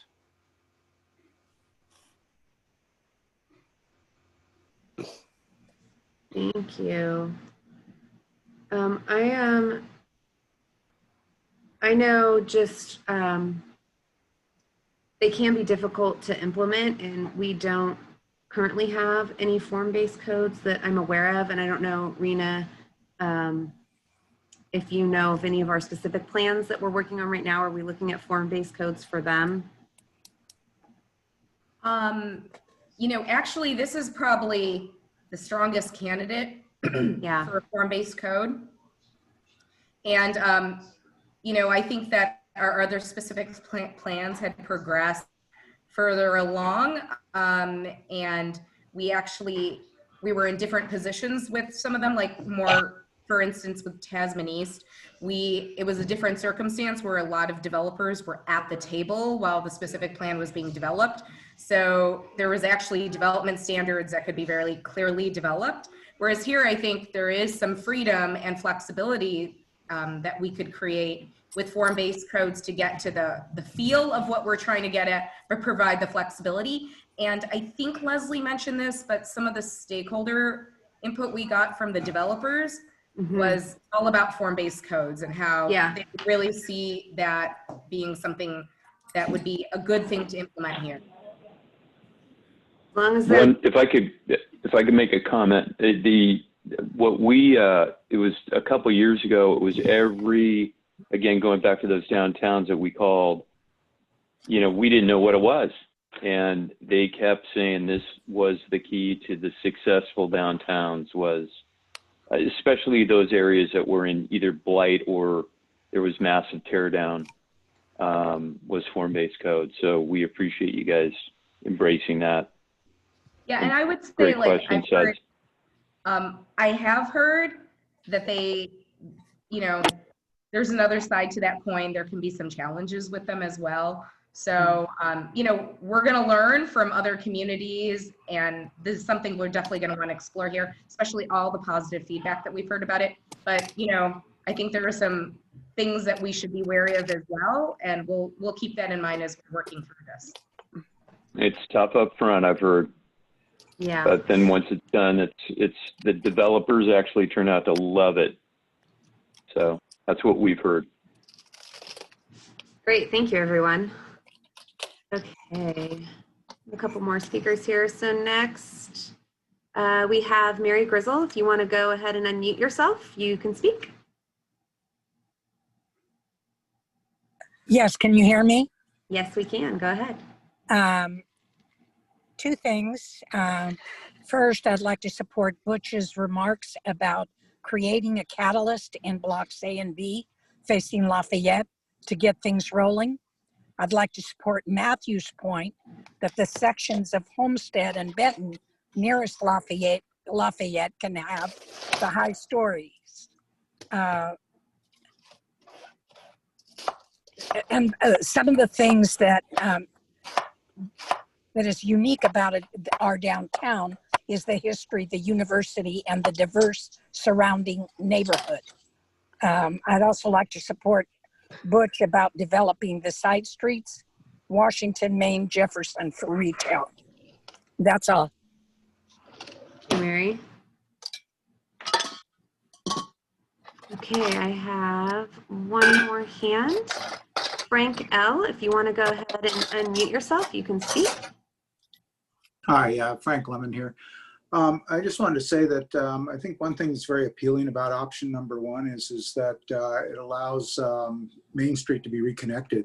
And that's something that is really important to preserve the historic nature of the area.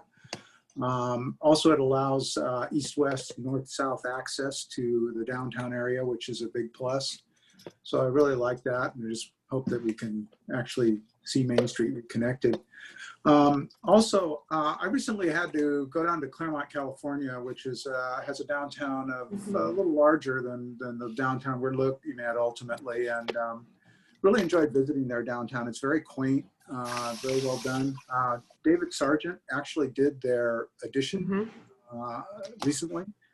One thing that I learned by talking with some people down there is that they have a very active merchants association.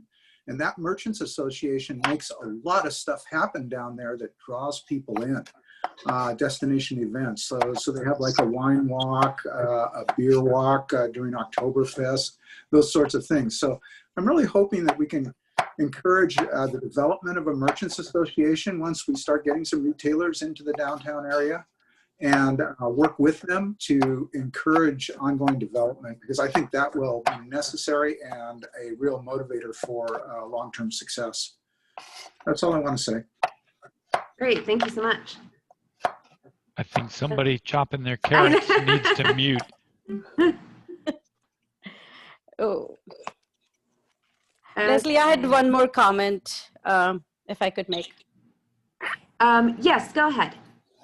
And just this kind of going back to the question of like flexibility, I would suggest in our zoning code, we allow flexibility of using more creative construction types like modular and CLT, cross-laminated timber. I know there are some California codes, but I think that could be something we could allow because that brings a lot of efficiency, especially in time.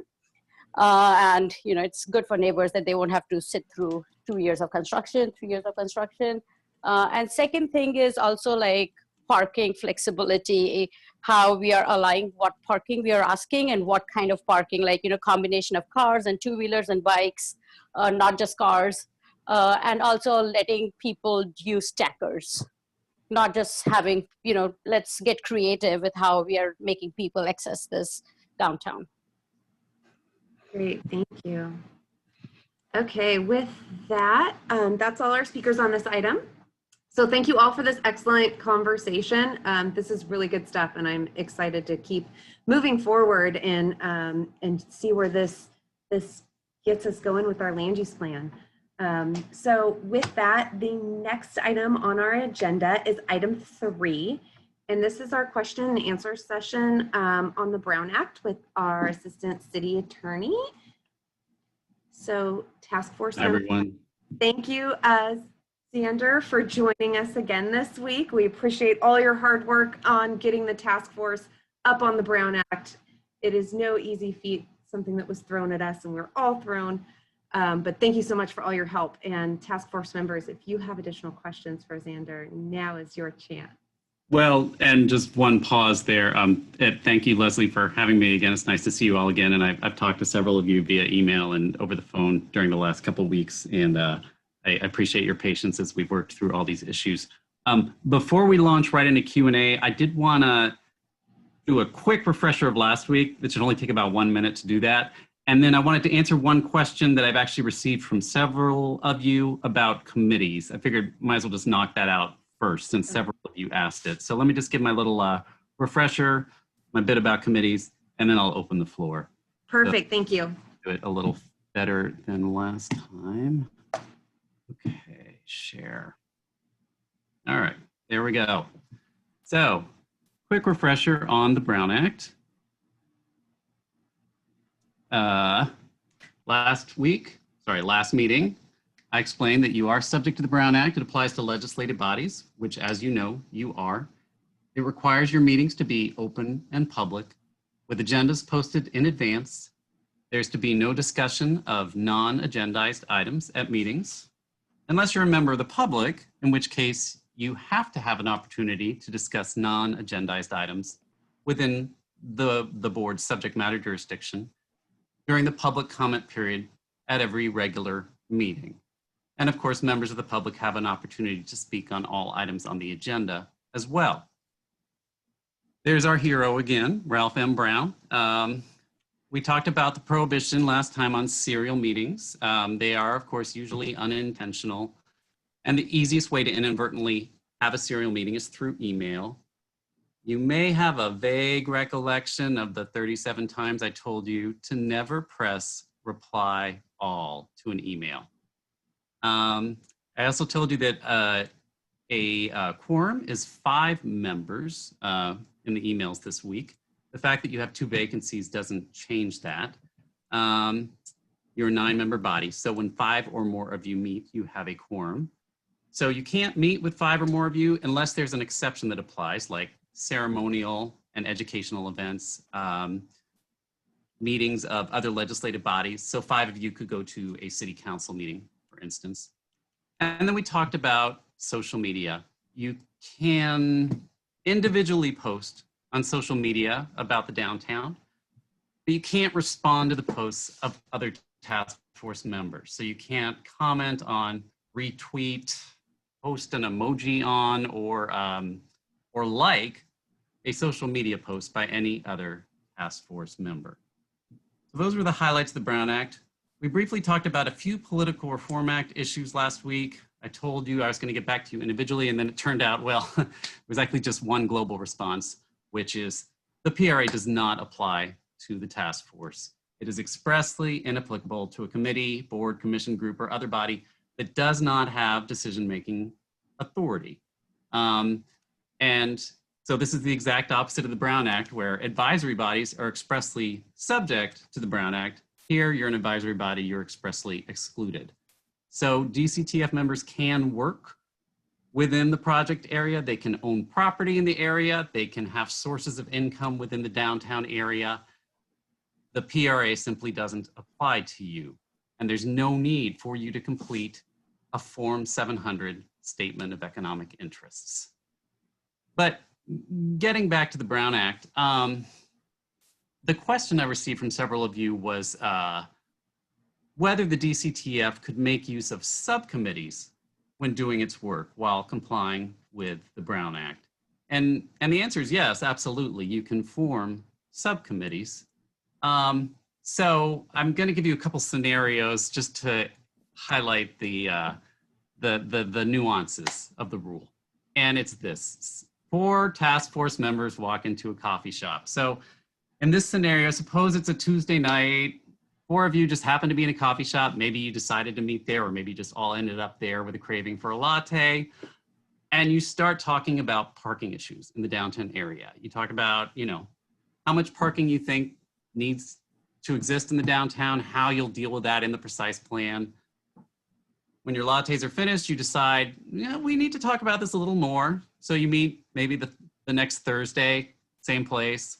You make some progress. You decide to meet a couple more times. You meet the following Tuesday, maybe the following Thursday. All right, so it's turning into a regular coffee shop club. You've met 4 times, just 4 of you, to talk about parking issues. Now you remember that astounding brownout training you received at your last meeting. And so you don't talk to any other task force members, you don't call them, you don't email them. You're very careful to just sort of keep this discussion within this pod of 4 members. Then at the next task force meeting, you tell the rest of the task force and the world what ideas you have. The task force, you know, they like some of your ideas about parking, they don't like some ideas, and they thank you for your hard work. Has this coffee shop club violated the Brown Act? No, that's an easy answer. It's less than a quorum. You simply met, you talked, you were careful not to have a serial meeting with a 5th person. It was simple, informal, and legal. Scenario number 2, 2 steps. First, there's a downtown task force meeting, say on October 15th, 2020. At the meeting, somebody says, hey, you know, I feel like we don't have time at this public meeting to really drill down on parking issues. I'd really like to get into the nitty-gritty of that. I'd like to get a few of us together to meet offline and brainstorm on some parking issues for what we can talk about in the precise plan about parking. And somebody else says, yeah, that's a great idea. Why don't 4 of us, less than a quorum, get together at the coffee shop? Maybe say every Tuesday and Thursday at 7 for the next 2 weeks. We'll come up with some ideas and we'll report back to the task force at the next meeting. Okay, motion to form this parking subcommittee, which will meet for 2 weeks, 7 p.m. on Tuesdays and Thursdays. All in favor? Aye. Great. Okay. Thanks, you guys. Enjoy your lattes. So you formed a subcommittee. The subcommittee goes off and has its 4 meetings. The members remember that incredibly excellent Brown Act training they had. They're careful not to talk to any other task force members. They just keep it within those 4. They don't email, they don't call any other task force members about this parking issue. Then at the next task force meeting, the subcommittee reports back. It says what ideas it has come up with. Has the subcommittee violated the Brown Act? Yes. Let me explain why. And the reason it did, it depends on the definition of legislative body. We went over this last time. As you know, a legislative body includes the main governing body of the city, which is of course the city council, but it also includes commissions, committees, boards, and other bodies created by formal action of the legislative body, both decision-making and advisory, both permanent and temporary. Since the city council created your task force, you are also a legislative body. So let's go back to our 2 scenarios. Scenario 1, you got together informally. Scenario number 2, you took formal action to direct people to get together. So in scenario number 2, if we just look at this rule, you created a new legislative body potentially subject to the Brown Act. Now, I know there's a big asterisk here, so I'm about to get to the asterisk. This was the law as of 1993. This was basically where it stopped.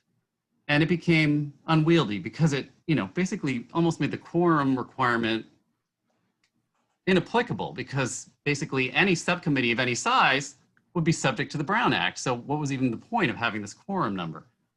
So in 1994, the legislature added an exception, and it's this: ad hoc subcommittees, which are advisory committees composed solely of the members of the legislative body that are less than a quorum of the legislative body, are not legislative bodies. So under this exception, it doesn't matter whether you took formal action to create a subcommittee, because the legislature has expressly excluded advisory subcommittees from the definition of legislative body. And although the statute doesn't use this term, these advisory committees are universally referred to as ad hoc subcommittees. You'll hear that term a lot, ad hoc subcommittees. So, great. So we're back to looking at whether you have a quorum or not. Less than a quorum, you can meet. 5 or more, you have to comply with the Brown Act. So you form an ad hoc subcommittee of 4 or less, and you can meet without complying with Brown Act noticing. That's an exception to the definition of legislative body. But, double asterisk, the legislature didn't think that was complicated enough, and so they created an exception to the exception. So, continuing this one long run-on sentence in this statute, we have, except that a standing committee of a legislative body, irrespective of their composition, which have a continuing subject matter jurisdiction, or a meeting schedule fixed by formal action, are legislative bodies. So that's a lot of words. I wanted you to see the full text, but let me break it down into some digestible bullet points. A standing committee is when you have a subcommittee of any composition, meaning of any size, even less than a quorum, that has continuing subject matter jurisdiction or a meeting schedule fixed by formal action. So a standing subcommittee can be 4 members, could be 3, you could even have a 2-member standing subcommittee. Continuing subject matter jurisdiction, that means where the committee meets over an extended time to deal with an issue repeatedly. So if you'd formed, say, a parking subcommittee to respond to ongoing parking issues in the downtown over the next several months or years, respond to complaints of not enough parking or parking violations or whatever, that would be continuing subject matter jurisdiction. But in my scenario number 2, the motion was for the subcommittee to go talk about parking issues over a latte and report back. That's really not continuing subject matter jurisdiction. And I'd argue that that would be true for most subcommittees that the task force forms. I mean, because your primary focus is the drafting of the downtown precise plan. It's inherently a short-term task, and so most subcommittees you form will be a short-term nature, even if they have several meetings. They'll come up with ideas for what to put in the precise plan, and then they'll be done. Now maybe after the precise plan has been adopted, maybe the task force will continue on and monitor its implementation in some way. Then there's a greater likelihood that you'll create a subcommittee with ongoing subject matter jurisdiction. But most of your subcommittees in the near term will not have continuing subject matter jurisdiction. Okay, so why is that subcommittee we've created a problem? Because of that last prong there. It's not just continuing subject matter jurisdiction, it's a meeting schedule fixed by formal action. So remember, the motion was to create a subcommittee and have it meet on successive Tuesdays and Thursdays at 7 p.m. It was only meeting 4 times, but the motion to create the parking subcommittee, including a meeting schedule fixed by formal action. And so you created a standing subcommittee. That's a legislative body under the Brown Act, and so it would have to comply with Brown Act noticing. You'd have to post an agenda, allow members of the public to appear, allow members of the public to speak. So how do you create an ad hoc subcommittee and not a standing committee? Keep it less than a quorum, keep it limited duration, and don't create a fixed meeting schedule. 2 very brief additional quick examples, and then I'll open it up. Scenarios number 3 and 4. Scenario number 3, you form an ad hoc subcommittee. You're careful, it only has 4 task members, less than a quorum. You're careful not to include a fixed meeting schedule when you create it. And when the committee meets, it decides to get together at a coffee shop in the downtown area. They sit down, they're there for their appointed task, they start talking about parking. And while they're chatting, the barista overhears and says, hey, you guys, I'm actually the owner of this coffee shop. I've been here for years, and I've got a lot of ideas about the parking issues in downtown. Would you mind if I joined you? And so the committee says, pull up the chair, pour yourself a cup. So she gives them some ideas, which may or may not be a part of the report that they eventually present to the task force. Is there a Brown Act problem? No.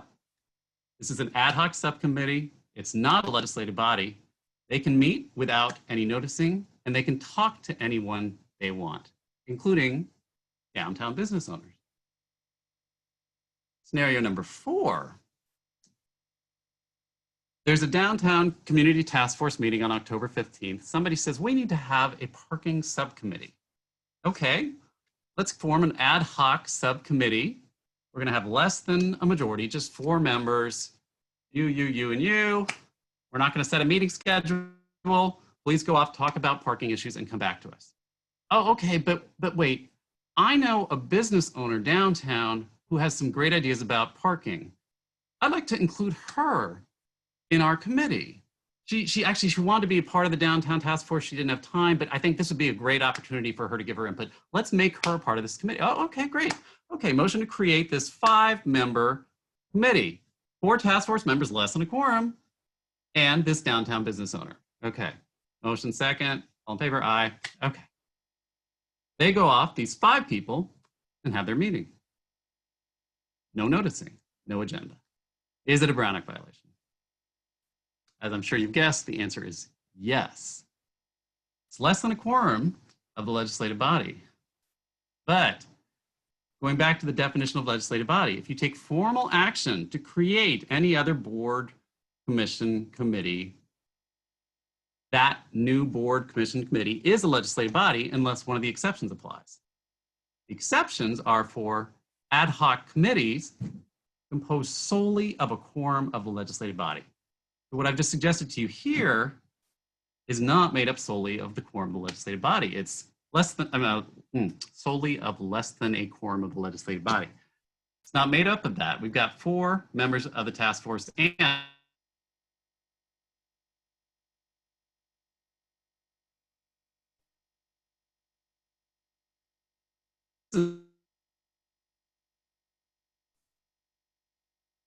then invite someone to attend the meeting.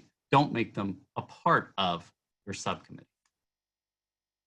All right, that took a little longer than I expected, but that is my quick rundown on committees. And now I'm happy to play another game of Stump the Attorney.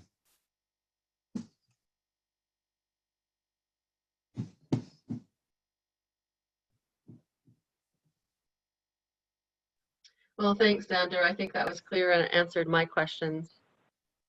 Thanks, Deborah. Yeah, and especially this week, you've answered way more than mine.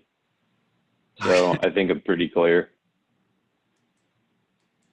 And thank you very much, Xander and Leslie. Oh, sure. Pleasure. Anyone else?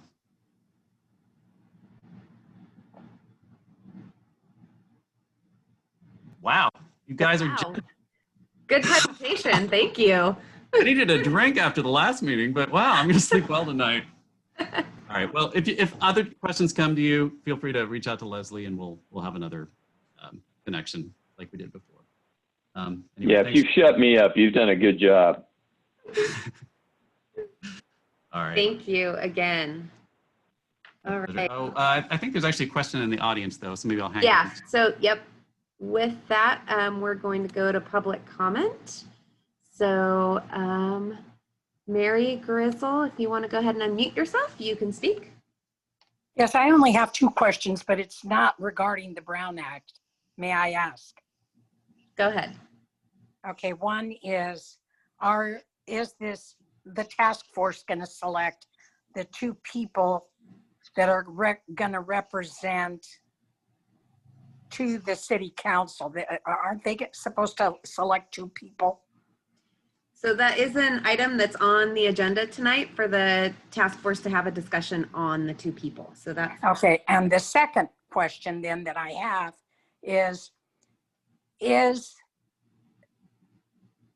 2 students that don't show up, are we going to select in their place someone else? So those would be the 2 seats that we'll be filling. Okay, thank you. That's all I needed to know. I wanted to verify that. Okay. The next person that I have is Atisha. Sorry, go ahead and unmute yourself and speak.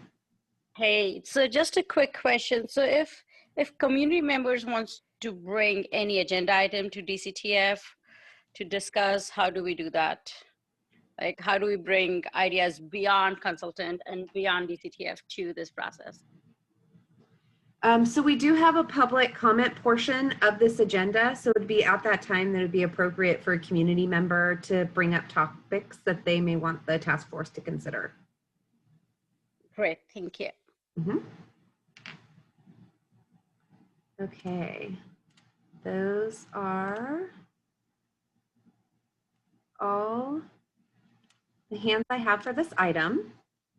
So the next item that we have on our agenda is the election of a chair and a vice chair for our task force.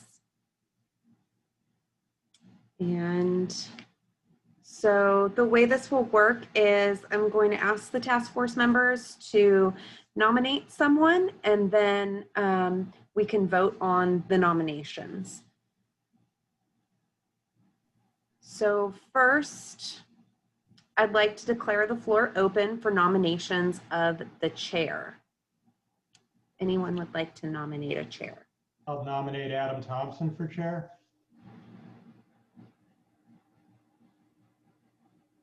So I have a nomination for Adam. Any other nominations? I second for Adam. I did. You beat me to it. You actually don't need to second it. Yeah, you don't. Yeah, you don't have to second it.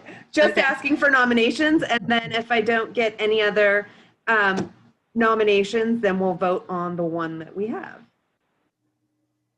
Or I guess we don't need to vote if there's no other ones, right?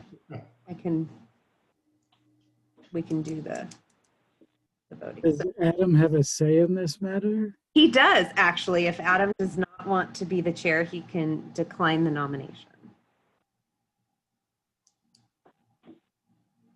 Okay. Well, with that. Hold on, I got questions. I wanted to see if anybody was going to nominate anybody else. So what are the responsibilities? And are there any other limitations or constraints, Xander, that fall upon the chair other than we've already discussed?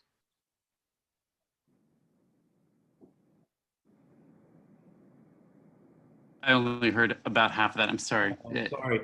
So I guess there's two questions. One, are there any other constraints or rules that go with the chair other than what we've already discussed? And then my other question was for Leslie, what's the actual like job description? What are my Yeah. So Adam, can you guys see my screen? Yes. Yes. Okay. So I put up a slide on. Oh, can't see your screen. See you. Sorry. Oh, just me. Okay. Shoot. Sorry. Knew I was going to mess that up. Try again. I've got. Nope. Where did my presentation go? Well, while we're waiting, Adam, the answer is no and no. There's no different rules under the Brown Act or the Political Reform Act because you'd be chair. Thank you. Okay, so now can you see my screen? Yep. All right, so the responsibilities that we have for the chair is that you would preside over the meeting. So instead of me doing it, it would be you, but I obviously can assist you with that. And then it would be to attend the city council meetings as needed and represent the task force, and then sign any letters that the task force may want to write. Do I get a sergeant of arms? Because I have a feeling with this group, I'm going to need it. Yeah.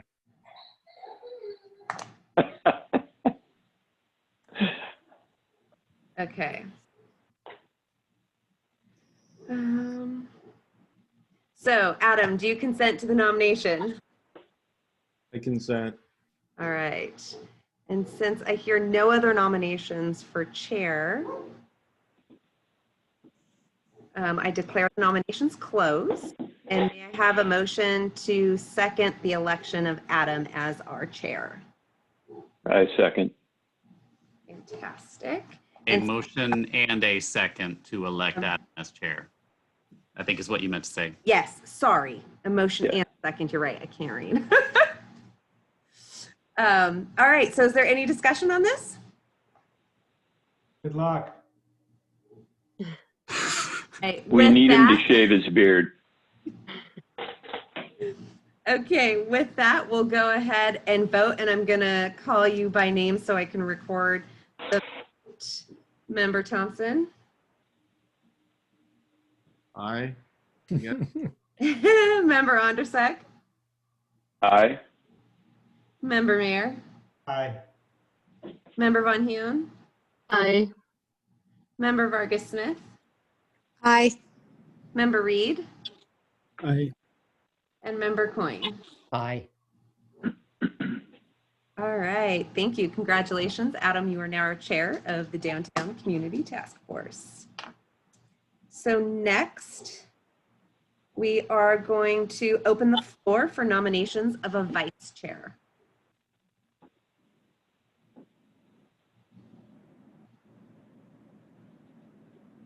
Anyone would like to make a nomination for the vice chair?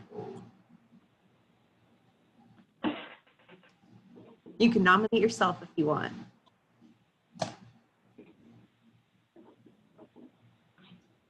You can see we haven't worked this out ahead of time because we're afraid to talk to each other. Right. I'll nominate Dan Ondrzak as vice chair.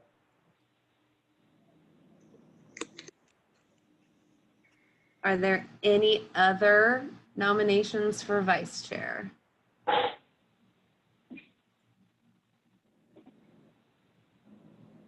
So Dan, do you consent to the nomination? I do. Fantastic. So just confirm there's no other nominations for the vice chair. And I will declare the nominations closed. And may I have a motion and a second for the vice chair? Make a motion. Second. Dan Ondrzak for vice chair. All right.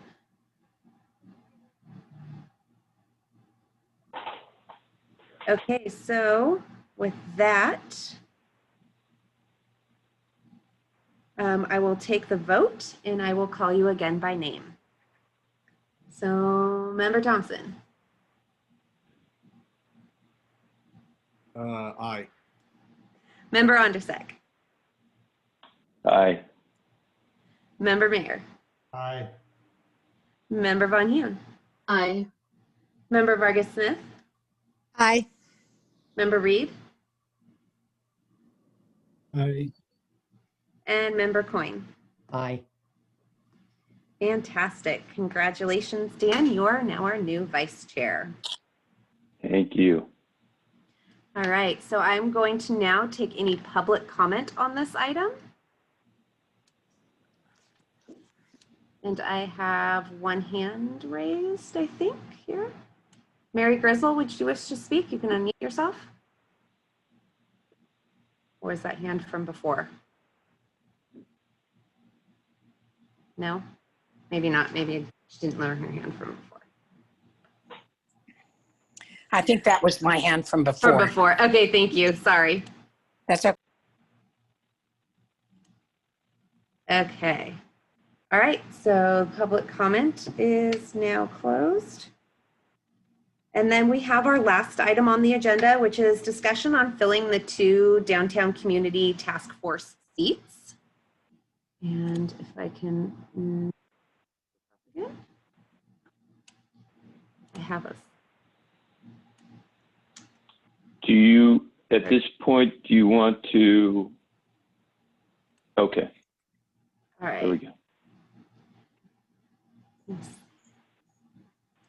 Okay, so this is just a couple bullet points I have on filling the vacant seats.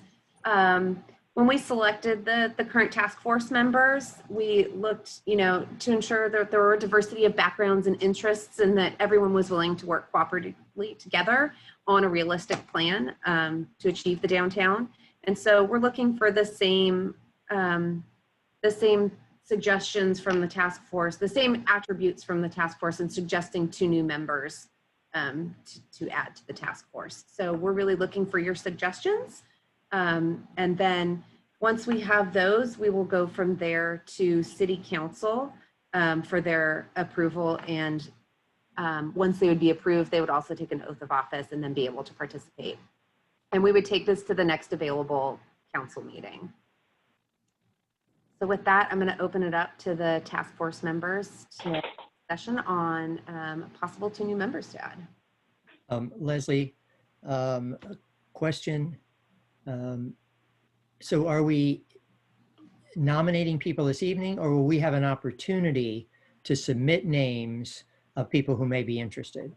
Because especially since one of the seats just opened tonight, to automatically take those nominations and move them forward without giving the entire task force an opportunity to submit names to be considered for it, I think would be a little bit inappropriate at this time. That's a good point. So I guess if we submitted names, then we would want to come back to the task force to discuss those names as a group and vote on them at the next task force meeting. Does that make sense to everyone? Yeah, I'd agree to that. I think it's a good idea to have a little bit of time. Okay. And then the second point, if I could make it, is one of the reasons the university was excited about the seats was that we felt as a university it was important to have that young voice at the table. All of us, quite a few of us, have been around for a little bit of time, but by the time this downtown really comes to fruition, it's going to be that next generation that really is going to help make this project thrive and grow. So one of the recommendations I would throw out is I would hope we would be able to bring to the table some nominees that are in that younger demographic. Adam, I know you're already in that demographic, but buddy, I think you're on the advanced edge of that. And I think the recommendation I would have is that energy and excitement that a 20-something, early something would bring to the table and help us look towards the future. So I would like to encourage that we look at least one of those seats and try to fill it with that type of individual. Thank you. I'd say most importantly, though, well put, but obviously the passion and the commitment. It's one thing to make commitment and not follow through the commitment. We just want to make sure somebody is really understands what they're getting into, and Brown Act and all, whatever. So. And I would agree with that from my statement wholeheartedly, Rob. We want somebody who's going to be there, be committed through the whole process, not somebody that's just, and to be totally transparent on this, I seriously doubt the university will be recommending another student. It was a good learning opportunity for them, but we also realize that this is an important project and we need to have people at the table who are willing to do the homework, attend the meetings, and has a passion for it. So you can be assured that we understand, the university understands that too, and I agree with you, Rob.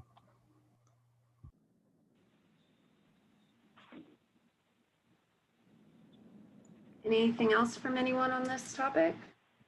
So we should probably set a timeline to submit names, right? So that way they can be kind of, can you disperse names before the next meeting so we understand, like we have a timeline, then we don't discuss them until the meeting, obviously. But it just would give us time to kind of collectively see how many have been or suggested, I guess.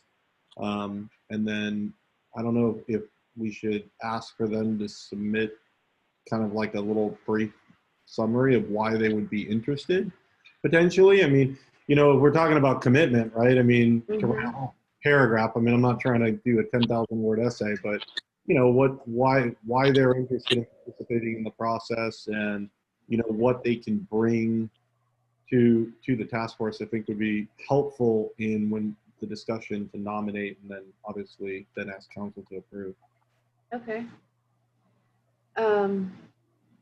Let's see, I need a calendar here. So our next task force meeting is in November. So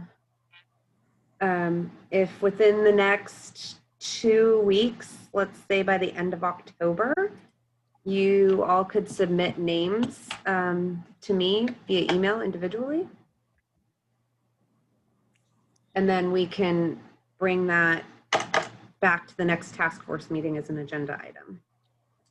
So Leslie, for clarification, can you set a date rather than the end of the month? How about October 30th? Thank you. Is that enough time for everyone? Yes.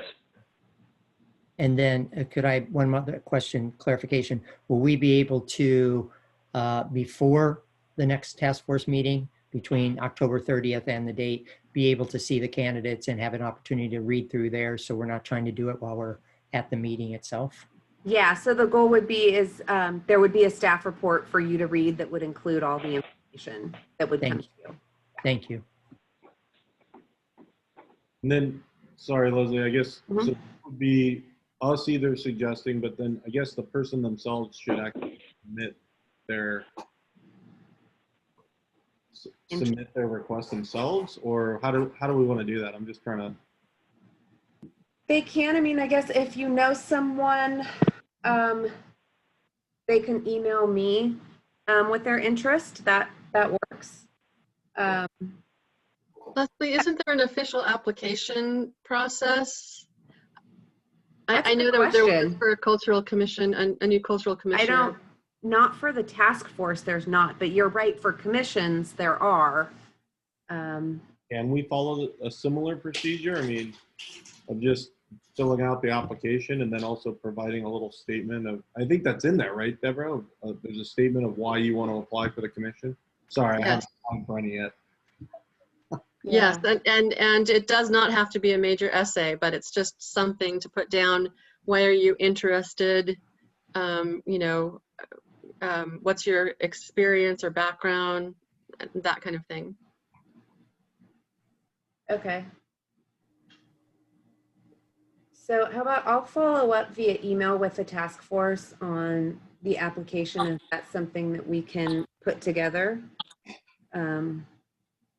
for you guys to use when conversing with potential members, something to give them.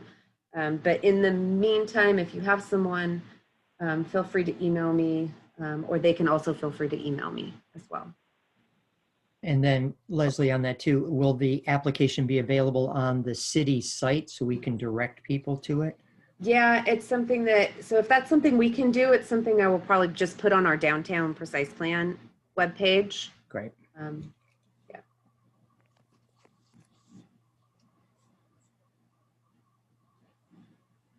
And that way anyone else can also look at it. Okay. Okay, so I will follow up with the task force via email for submitting the names, and if we get an application or just request a statement, and then by the 30th, the task force members will submit names to me via email, which will be compiled and put in a staff report to you prior to our next meeting. Sound good? Great. Fantastic. Any other comments on this? Seeing none. Did have a comment, just one little comment. Please, yeah. I think one of the topics that keeps recurring over and over is how do we make this a destination? How do we attract business people, small mom and pops and stuff like that? Maybe we consider people who have that mindset or entrepreneurial and do have that business or mom and pop kind of background to kind of balance out what is already on the task force. And we're all kind of diverse, but that would be a nice addition, someone who understands how to create that kind of attraction in our downtown. Just want to put that out. Good, so some good ideas here. Thanks, guys. All right, so with that, I'm gonna go ahead and go to public comment. So if there's any public comment on this item, go ahead and raise your hand and I will call you by name. I have Jonathan. You can go ahead and unmute yourself and speak. Hello. I'm actually a little curious why we're not following, why you're not following a process similar to all the other commissions with the kind of standard form, which asks people to fill out a little essay about why they're interested in, what their services interested in doing. And then kind of related to that is, do you have a form or something? Because I think if there are probably other members of like the Old Quad Residents Association or other people that in our email list who'd certainly probably like to know that there's an opening and, solicitations are being, people are being nominated, and it could certainly broadcast widely to get more community involvement. Or are we specifically trying to just target some people, smaller set of people in this choice? So I'm just trying to understand the process and see how we can make sure the community gets to give feedback. Because it's kind of weird that this is like the one commission or group that's following a different process. Right. It's Yeah. less open than This normal. is all new for all of us. It's definitely not typical and not something we've done before. So we're learning as we go. But yeah, there'll be more to come once I figure this out a little better. Sure. I guess I'm more asking, is there a way to, do you want some additional broadcasts to try to, get some more nominations? Right, absolutely. Yeah. We could. We absolutely could. We could, put it on our website. We could send it out to our e-notify list and social media. That is absolutely an option. But yeah, this is definitely, it's not a commission like Planning Commission or Cultural Commission or a formal council committee. It's a task force. It's a little different. Yes, we are subject to Brown Act because of how we were formed, but there's no rules for us right now as far as how things go. For this, the addition of the 2 members, we're trying to keep it consistent with how we chose the initial members, being very interested and part of already groups that we're working on downtown. So keeping that same aspect when choosing the new members. But yeah, putting it on a web page is a definite possibility as well. And there'll be more to come on this once we figure this out. I unfortunately don't have all the answers for us this evening, but thank you. I have one more public comment. Mary Gristle, you can go ahead and speak. Maybe. Yes, what I would like to know is the 2 Victorians on Monroe and Homestead, is that considered part of the task force jurisdiction? Are you speaking of the ones that they're submitted? Randy Lamb's project. Yeah, so that is within the boundary of the downtown precise plan planning area. Thank you. Mm-hmm. So can I follow up on a comment on that? Yeah. And I know this isn't on the agenda, but I'd like to understand if they, because that's something we've been our group has been hit with a lot. There's been a lot of questions on that.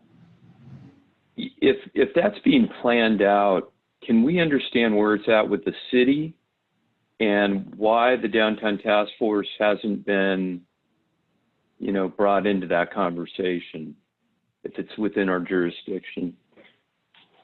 So it's, I can add that to our next meeting agenda, an update on that project. Okay. Great. So I'll put that down. Yeah. And yeah, it's within the planning boundary. So, it's not, yeah, I'll put it on the next agenda so we can discuss it. That sounds great. Thank you. Thank you. Leslie, I have a question. So now that we're a formal body, and it sounds like we need to start setting our agendas moving forward.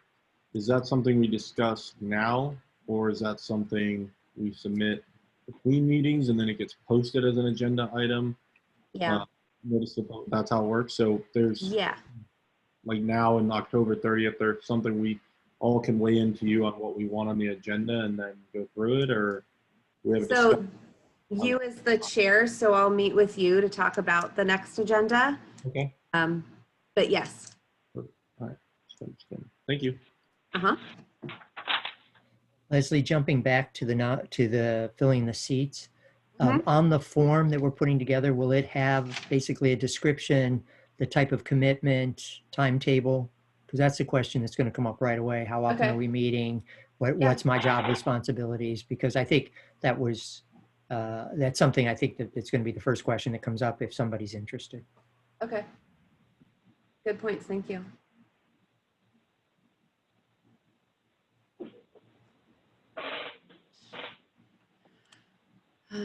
I see 2 more hands raised, and this is on the task force, filling the 2 task force seats. So I'm going to, Bob O'Keefe, did you have a comment on this agenda item? Yes, hi, thank you. Yeah. I might have missed it, but was there any discussion amongst the task force members about actually not adding 2 seats at this time and just making the task force, I guess it has to be with city council approval, a 7-member task force, and then coming up with a plan to, if somebody has to drop out or leave, whatever, given time, to replace that person then? Because it seems like there might be just some rush to get 2 people in there. I don't know if 9 is better than 7 or what, but I've not heard any discussion that way so far. It was at our last task force meeting that we discussed keeping the 9 task force members intact. And I believe that had to do with the number of task force members that would constitute a quorum. But if there's, but now the quorum would be, I guess, 4 instead of 5. But I don't know. It just seems like there's a rush to get 2 people in there, which might be good, might be bad. I don't know. Thank you. Thank you. Okay. Any other task force member comments on this item? All right, so then I'm going to move to the last item on our agenda, which is public presentations. So if there's anyone in the audience that would like to address the task force on an item that is not on this agenda, you can raise your hand and I'll go ahead and call on you.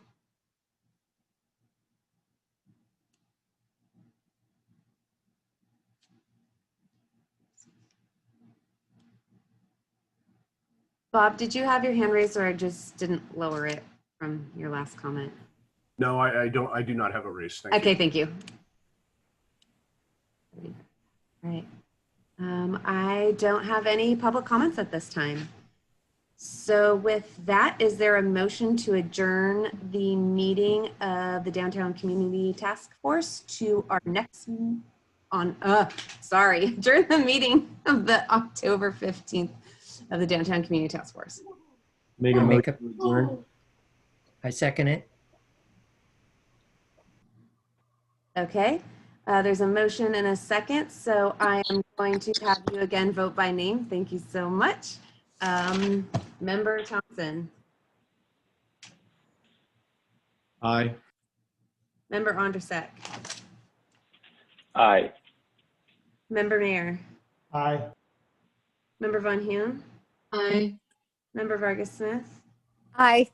Member Reed. Aye. And Member Coyne. Aye. Fantastic. That is a unanimous motion carries and the meeting is adjourned to our next meeting, which I didn't write down, which is November 19th, I do believe. Thank you. Thank you, everybody. Yes, November Thanks, Leslie. 19th. Thank you, guys. Yeah, thank you Thank you, guys. Thank you, everyone. Leslie, Steve, everyone. Have a good night.